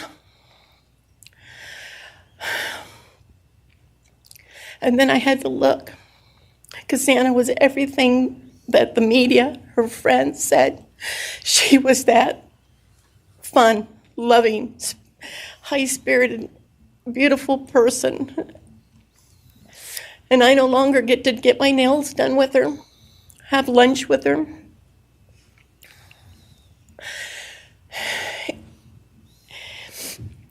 Sorry. But how I look at it now is this tragedy, this horrible tragedy on all of the 4 children, has brought us closer. You united us with your actions. We're united now, and we're stronger than ever. We have family and friends now that we never knew we had. And, this is probably going to bother everybody, but Bryan, I'm here today to tell you I have forgiven you, because I no longer could live with that hate in my heart. And for me to become a better person, I have forgiven you. And anytime you want to talk and tell me what happened, get my number. I'm here. No judgment. Because I do have answers or questions that I want you to answer. And I'm here. I'll be that one that'll listen to you. Okay? Thank you, Your Honor. Thank you very much. My name is Stratton Kernodle, and I'm Xana's uncle, Jeff's brother. Sitting here today listening to all the stories and feelings and feeling the pain from everybody is a pretty powerful thing. It's each time a statement was read, it sort of would tug into my center core as I felt everybody's anguish. And Xana meant a lot to us, and we loved her very much. But I started thinking about, instead of rehashing everything that everybody else was talked about, I wanted to direct it another direction toward Bryan and what he's done to his family, his parents, his siblings, his friends, his universe. He has contaminated, tainted their family name, and pretty much made a horrible, miserable thing to be ever related to him. And I know that that's what he has to live with, and that has to be his pain. And that's all I have to say. Thank you.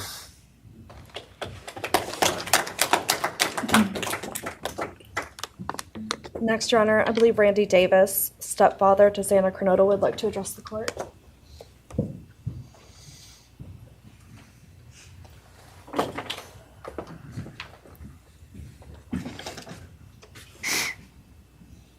Hi, my name's Randy, stepdad of Xana. I just feel the same way we all do. All of us are united because of something that happened, and I'm grateful to know and have met some new family because of this awful event. But this is probably the last time we're all going to be in the same room together, let's be real. So I can say, I love you all, and I feel your pain. And just God bless us all, you know? Just get through it. I had stuff wrote up. It was probably best I didn't read it out. Probably get kicked out of here. So, you know, I'll share one thing to you guys, not to you, with Xana. So I was working in North Dakota and came home, and Jazzy and Xana had taken our son Elijah and put him in a dress, makeup, and it was awful, you know. I was like, I don't know. She was funny.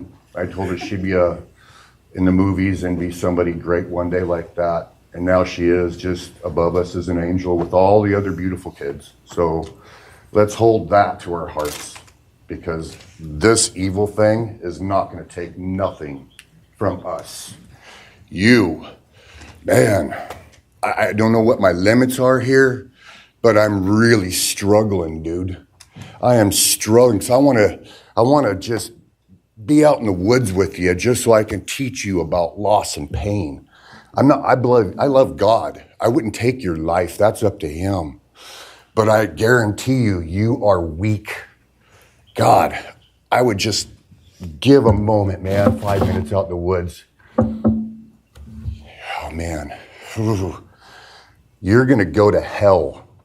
I know people believe in other stuff. You're evil. There's no place for you in heaven. You took our children. You are going to suffer, man.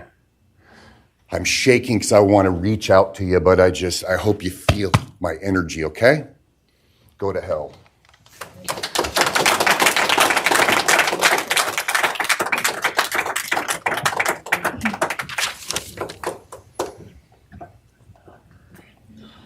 Next is Kara Northington, Xana's mother.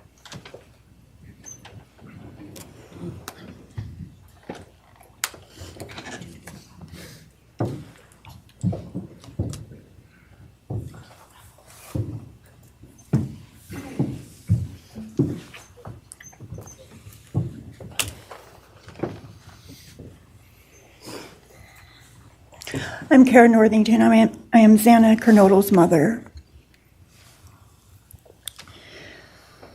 This letter is to you, really. But it is for my daughter, who was murdered by you. Today I stand before you, the man who is responsible for murdering my beautiful daughter, Xana Kernodle. My daughter was beautiful both inside and out. She possessed love for those around her and had a light so bright it will live on forever in our hearts. She brought joy and laughter to her friends, her family, and anyone in her presence. Our Lord and Savior, Jesus Christ, now has her in his loving arms in heaven, where she can never be harmed ever again for eternity. Because of her, I came to know my Lord and Savior, Jesus Christ. Because of her, many will come to Christ. It is Christ who lives in me that has given me the strength to forgive you. It was of no power of my own.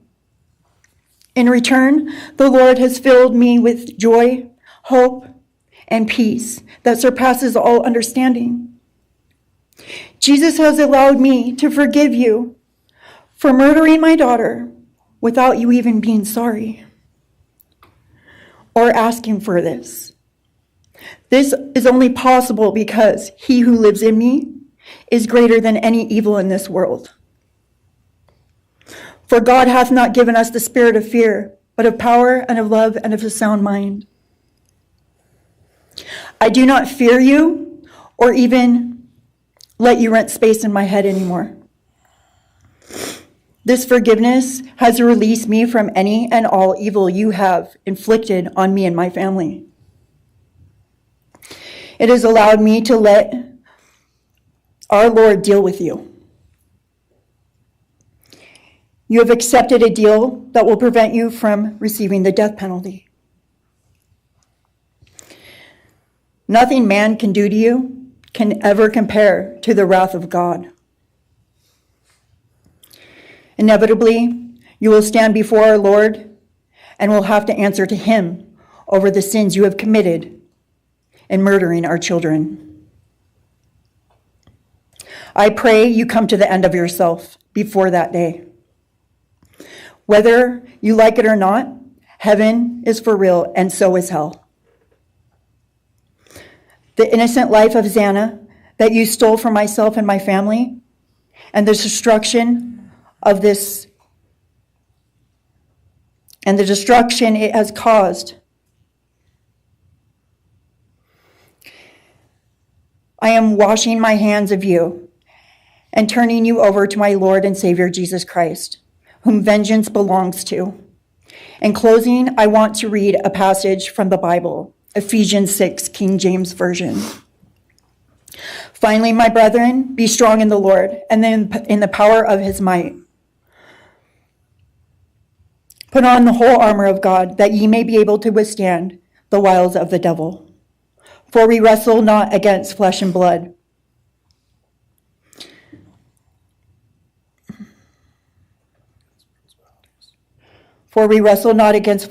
but against principalities, against powers, against the rulers of the darkness of this world, against spiritual wickedness in high places. Wherefore, take unto you the whole armor of God, that ye may be able to withstand in the evil day, that ye may be able to stand in the evil day.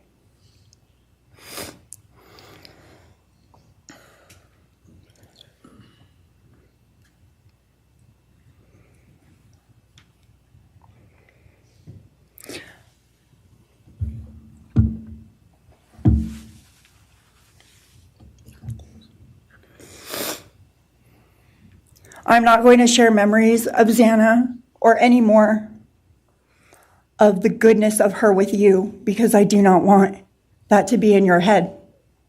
I don't want it to be in your head. You don't deserve that. You don't deserve our good memories that we have. I do pray for you. I pray that you come to the end of yourself. I pray that before this life is over, that you ask our Lord and Savior in your heart and to forgive you. I do pray for that. But after today, I wash my hands of you, and you are no longer a thing. Thank you. Thank you.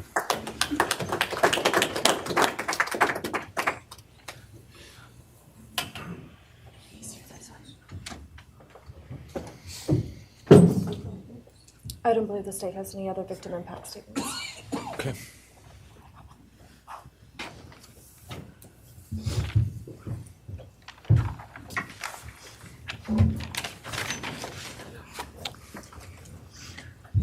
Right, stake and argue.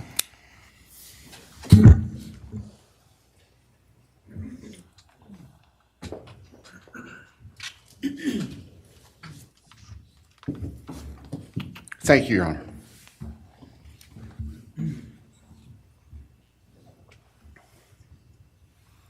Just as a housekeeping matter to start, there will be the issue of restitution. That is, the documentation is being gathered, and we ask if the court would defer that for 30 days so we can present it in an orderly fashion and make sure it's comprehensive for everyone. Any objection to leaving restitution open in 60 days? All right. Thank you, Your Honor.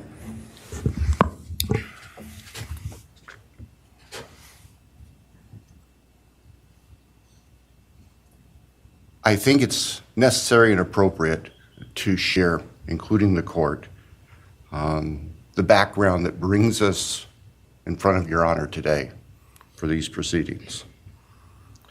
As the record reflects, and as everybody in this courtroom knows, the defendant has pleaded guilty to all 5 counts charged in the indictment. Under oath before Your Honor, he has admitted that the charges against him are true. He has reassured the court that he has not been coerced or threatened to make those admissions. And Your Honor did an extraordinary job in taking the pleas back on July 2nd. We appreciate the court's discipline and insight. The defendant has also waived appeal on the multitude of rulings from this court and Your Honor's predecessor in Latah County on dozens, literally dozens of motions seeking to dismiss the case, seeking to control or limit evidence, seeking to offer evidence that would not be appropriate. And we appreciate the court's consistent rulings based on the law, based on the facts. As Your Honor will recall, on June 18th, it's just really not that long ago, we appeared before this court for arguments on what became the defendant's final motions to this court. Motion where they wanted to offer evidence suggesting that other people were responsible for the defendant's actions, and the motion seeking essentially an indefinite continuance of the trial. It was readily apparent to all of us in the courtroom from Your Honor's comments that those motions were not going to be granted. So we returned to Moscow and continued with what we had been working on for months in preparation for trial. We had no qualms about going to trial if trial was what was necessary and appropriate. The following week, after we were in court, we were approached by the defense with an inquiry about a possible plea. And I can tell the court this is the first suggestion ever that there was any consideration, because indeed, the defense had maintained from the beginning that Mr. Kohberger, the defendant, was factually innocent. It's clear that the reality of the evidence and the case that had been investigated and prepared and that we were ready to present in court became a reality.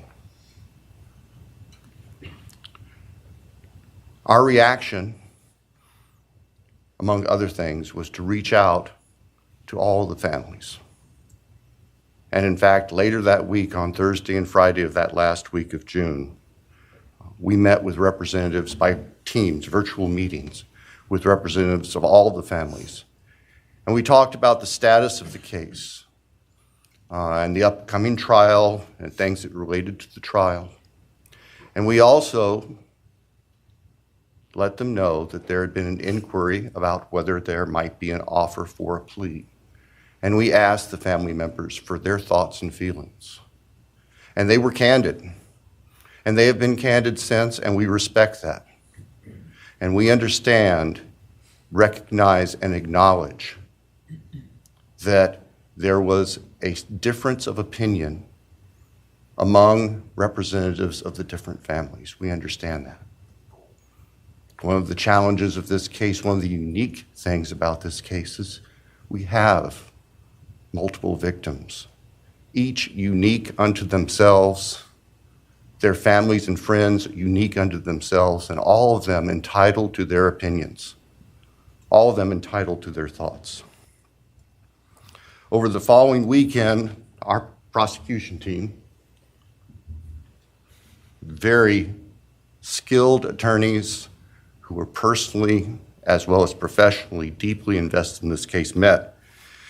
And we talked, and the decision was reached. Well, to start with, were there to be any sort of plea offer or discussion, there's only one possibility. And that would be for the defendant to plead guilty straight up to all charges. There would be no bargaining about counts.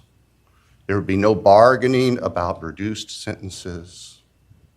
And so we made the proposal to the defense that if the defendant was willing to plead guilty up front to all 5 counts as charged and waive appeal of the court's myriad decisions during the past 2.5+ years on all these motions that would have consumed years, if not decades, of time in the future. By the end of the weekend, we were notified the defendant was prepared to plead guilty as charged and factually acknowledge his responsibility in court for these horrible crimes. Obviously, those discussions and negotiations were confidential. And as Your Honor noted, I believe, that was necessarily so, because if the defendant had decided not to plead guilty, it would have been devastating to our jury pool for there to be public information that there had been consideration by either party to a plea resolution. And protecting the prospective integrity of a trial after so many years was paramount. So, the end of the weekend came. We notified the victims' families of what had occurred. I recognize and acknowledge personally, and I respect the fact that of these fine, suffering people here, not everybody agreed with the decision we make. I accept that. It's my responsibility in the end. I recognize that that's the duty of the office that I hold.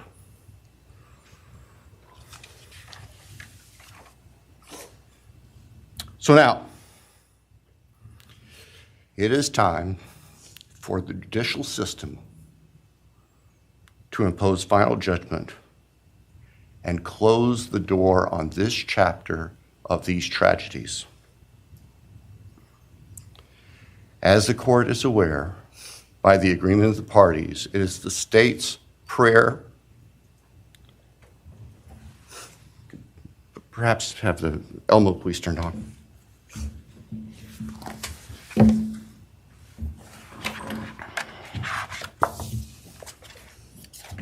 Thank you. That on count 1, the felony burglary, that the court sentenced the defendant to the maximum period of 10 years fixed in the custody of the Idaho Department of Correction. Then on count 2,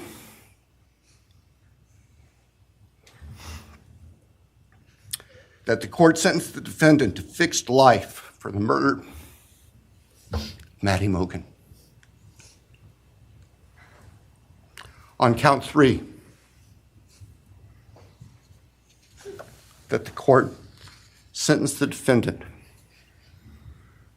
to fixed life for the murder of Kaylee Goncalves. On count 4, that the court sentenced the defendant to fixed life for the murder of Xana Kernodle.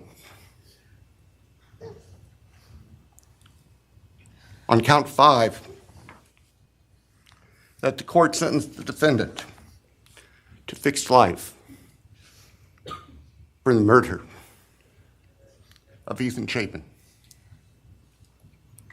And the state further prays that these sentences be ordered to run consecutively, back to back, not at the same time, to recognize and respect the unique individuality of each of these beautiful young people whose lives were taken brutally and for no reason.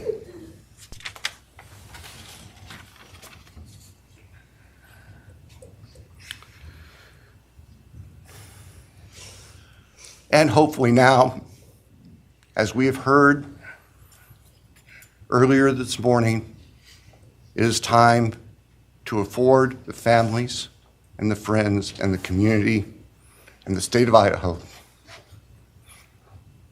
and the nation and the world to move forward. We can't undo, and we can never undo, the horror of what occurred on the early morning hours of November 13th, 2022 at 1122 King Street in Moscow, Idaho. For a long time, the presiding district judge in Latah County was John Stegner, who eventually became a member and a justice of the Idaho Supreme Court. And Justice Stegner often observed that even God cannot change the past.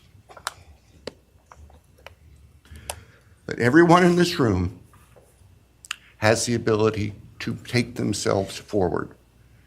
And we want the judicial system to afford them the opportunity today to do that.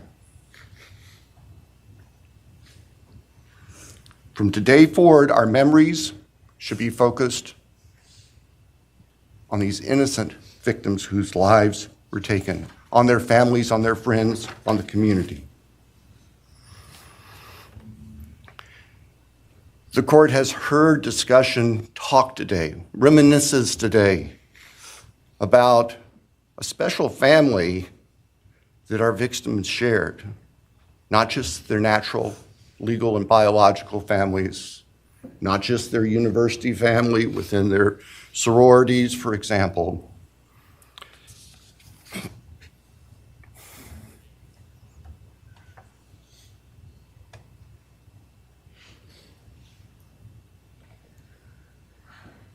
But this family. This is the picture taken on November 12th, 2022, of the special family of 1122 King Road. And you can see all 6 of these dynamic, vibrant, loving, special, innocent faces taken together just across the street from their residence, and barely 12 hours before 4 of them would be brutally murdered in their sleep. They've been described consistently as being bright, caring, vivacious, with futures we can only imagine now. But they were, and they remain, a special family that I think we should all recognize and appreciate. So it's time to move forward. There have been a number of statements directed specifically at the defendant today, I have one last thought. After Your Honor imposes judgment and sentences the defendant to spend the rest of his life in prison, in other words, sentence the defendant to die in prison, he's going to stand up in the belly chains and the leg irons that he's wearing today, and he's going to be escorted into the custody of the Idaho Department of Correction. And the door will close behind him forever. That is the closure that we seek, that all of these people, these loving friends and family deserve, so that we can move forward. Thank you, Your Honor. Thank you.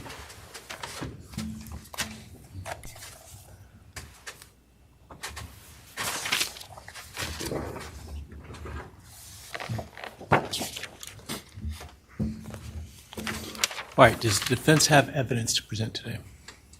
No evidence. All right. Does the defense wish to make argument today? Runner, we do not wish to make arguments. Mr. Kohberger, along with his legal team, is prepared for the court to enter judgment. All right, Mr. Kohberger, you have an opportunity to make a statement if you wish to. I take it you are declining. I respectfully decline. Well.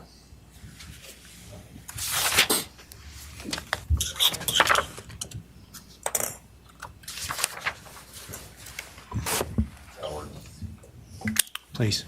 All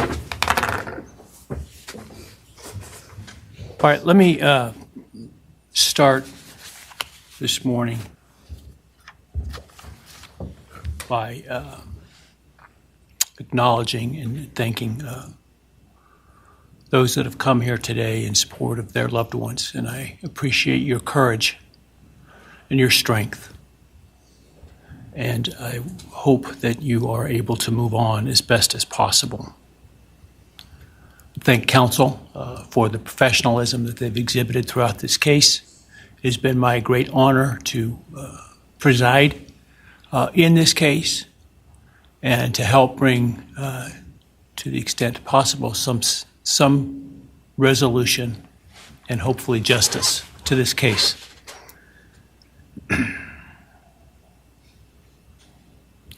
During the quiet morning hours of November 13, 2022, a faceless coward breached the tranquility of 6 beautiful young people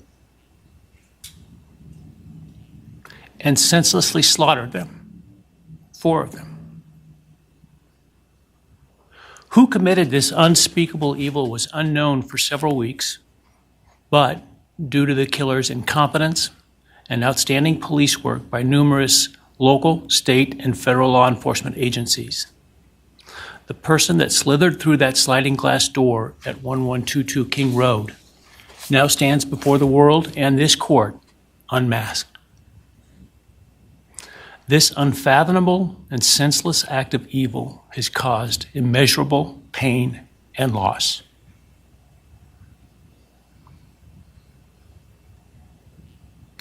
No parent should ever have to bury their child.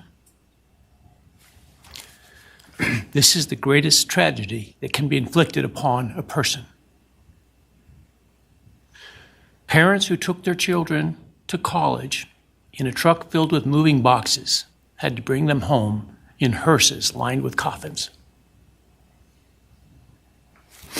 The loss this killer inflicted was not just the death of these people's children, siblings, grandchildren, as we've heard today. It has ripped a hole in their soul, destroying a special part of their very essence. Any person who is a parent defines themselves foremost as such.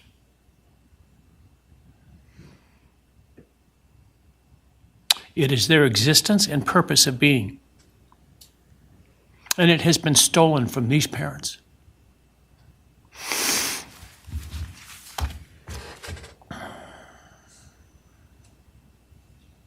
None of us have experienced the loss these victims have in the unspeakable way that they have. And therefore, none of us can, nor should we, question the way in which they have handled their loss. Whether that be in private mourning, removed as far as possible from this media circus, or in front of a camera demanding retribution with the loudest megaphone. I've listened intently to the stories and pain that have been shared today, with great awe at the courage and resilience of the surviving family members of those wonderful children. I've listened also to the surviving roommates, both in person and through their friends.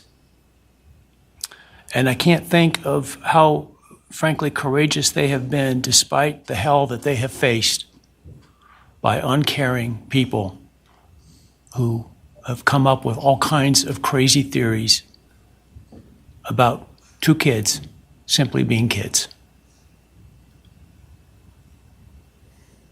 The parents, siblings, and other family members who have spoken today are designated as victims in our legal system. But going forward, I hope that they can shed that label, as it gives too much power to the evil that condemned them to that role. They are and should be known as survivors, fighters, and foremost as witnesses to the tremendous lives of value and unbounded promise of these four young people. But those speaking today and those who did not speak, but who carry this same burden, this same loss, now carry forward the memories of these now perpetually young people, these forever children. These survivors carry the responsibility of ensuring that the voices of these children, Maddie, Kaylee, Xana, and Ethan, are never forgotten, and the positive impacts that they have had on so many lives are never minimized, and that the love they shared, the light that they shined onto others, is forever celebrated. As we sit here today, this case is ending, and we are now certain who committed these unspeakable acts of evil, but we don't know, and what we may never know is why. I share the desire expressed by others to understand the why.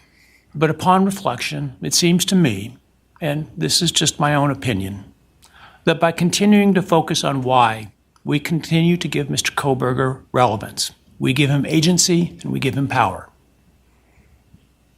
The need to know what is inherently not understandable makes us dependent upon the defendant to provide us with a reason, and that gives him the spotlight, the attention, and the power he appears to crave. Yet even if I could force him to speak, which legally I cannot, how could anyone ever be assured that what he speaks is the truth? Do we really believe, after all of this, he's capable of speaking the truth or of giving up something of himself to help the very people whose lives he destroyed? Rather, I suspect the so-called reason would be dished out in enticing, self-serving, and aggrandizing untruthful bits, leaving people wanting more information, more insight, and thus enhancing even further the power he seeks to hold. Even if we could get truthful insight into his why, I suspect it would not in any way quench one's thirst for actually understanding why in the first instance. Because there is no reason for these crimes that could approach anything resembling rationality. No conceivable reason could make any sense. And in the end, the more we struggle to seek explanation for the unexplainable, the more we try to extract a reason, the more power and control we give to him. In my view, the time has now come to end Mr. Kohberger's 15 minutes of fame. It's time that he be consigned to the ignominy and isolation of perpetual incarceration. I know there has been concern about him collaborating on books or movies or other media projects, and I truly hope that someone does not stoop to affording him this spotlight that he desires in the name of clicks, royalties, or profits. While criminal behavioralists should study him away from the spotlight in an attempt to prevent other would-be killers from acting on their worst impulses, There should be no need for that to spill over into the public eye. The great Idaho jurist Edward Lodge was known for trying to find something positive about every person he ever sentenced. And with over a half a century as a trial judge, that was a lot of people. This was often challenging, and I recall in one case he said that the best he could come up with was the defendant had good penmanship. Truth be told, I'm unable to come up with anything redeeming about Mr. Kohberger because his grotesque acts of evil have buried and hidden anything that might have been good or intrinsically human about him. His actions have made him the worst of the worst. Even in pleading guilty, he is giving nothing hinting of remorse or redemption, nothing suggesting even a recognition or understanding, let alone regret for the pain that he has caused. And therefore I will not attempt to speak about him further, other than to simply sentence him so that he is forever removed from civilized society. And accordingly, based upon his conduct and based upon the record before this court, recognizing the standards that govern this court's sentencing decisions as set forth in State v. Toohill, I hereby sentence Mr. Kohberger as follows. On count 1, burglary, 10 years fixed, 0 years indeterminate.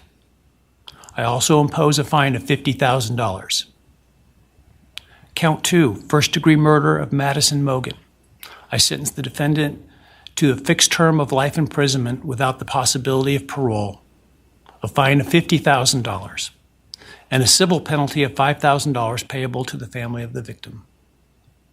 On count 3, for first-degree murder of Kaylee Goncalves, I sentence the defendant to a fixed term of life imprisonment without the possibility of parole, a fine of $50,000, and a civil penalty of $5,000 payable to the victim of the family, or to the family of the victim, pardon me. On count 4, for the first-degree murder of Xana Kernodle, I sentence the defendant to a fixed term of life imprisonment without the possibility of parole, a fine of $50,000, and a civil penalty of $5,000 payable to the family of the victim. On count 5, for the first-degree murder of Ethan Chapin, I sentence the defendant to a fixed term of life imprisonment without the possibility of parole, a fine of $50,000, and a civil penalty of $5,000 payable to the family of the victim. The sentences on counts 1, 2, 3, 4, and 5 shall run consecutively to one another. Restitution will be left open for 60 days. Defendant will be required to submit a DNA sample and a right thumbprint impression to the Department of Corrections and comply with the DNA Database Act. I remand the defendant to the custody of the Idaho State Board of Corrections for to be imprisoned in an appropriate facility in execution of the sentence where he will remain until he dies. Though you have waived your right to appeal, you do have a right to file a notice of appeal, and any such appeal must be filed within 42 days of the date of the written judgment, which will be entered shortly hereafter. Though the appeal, you should be aware, may be deemed a violation of the plea agreement, and so I certainly suggest you discuss that with counsel if that is your desire. I ask the media and public present to allow the families to be escorted out first before they leave. Again, thank you to everyone for your stories today. I am strengthened by them, and I am encouraged by your humanity and strength, and God bless you. We're adjourned.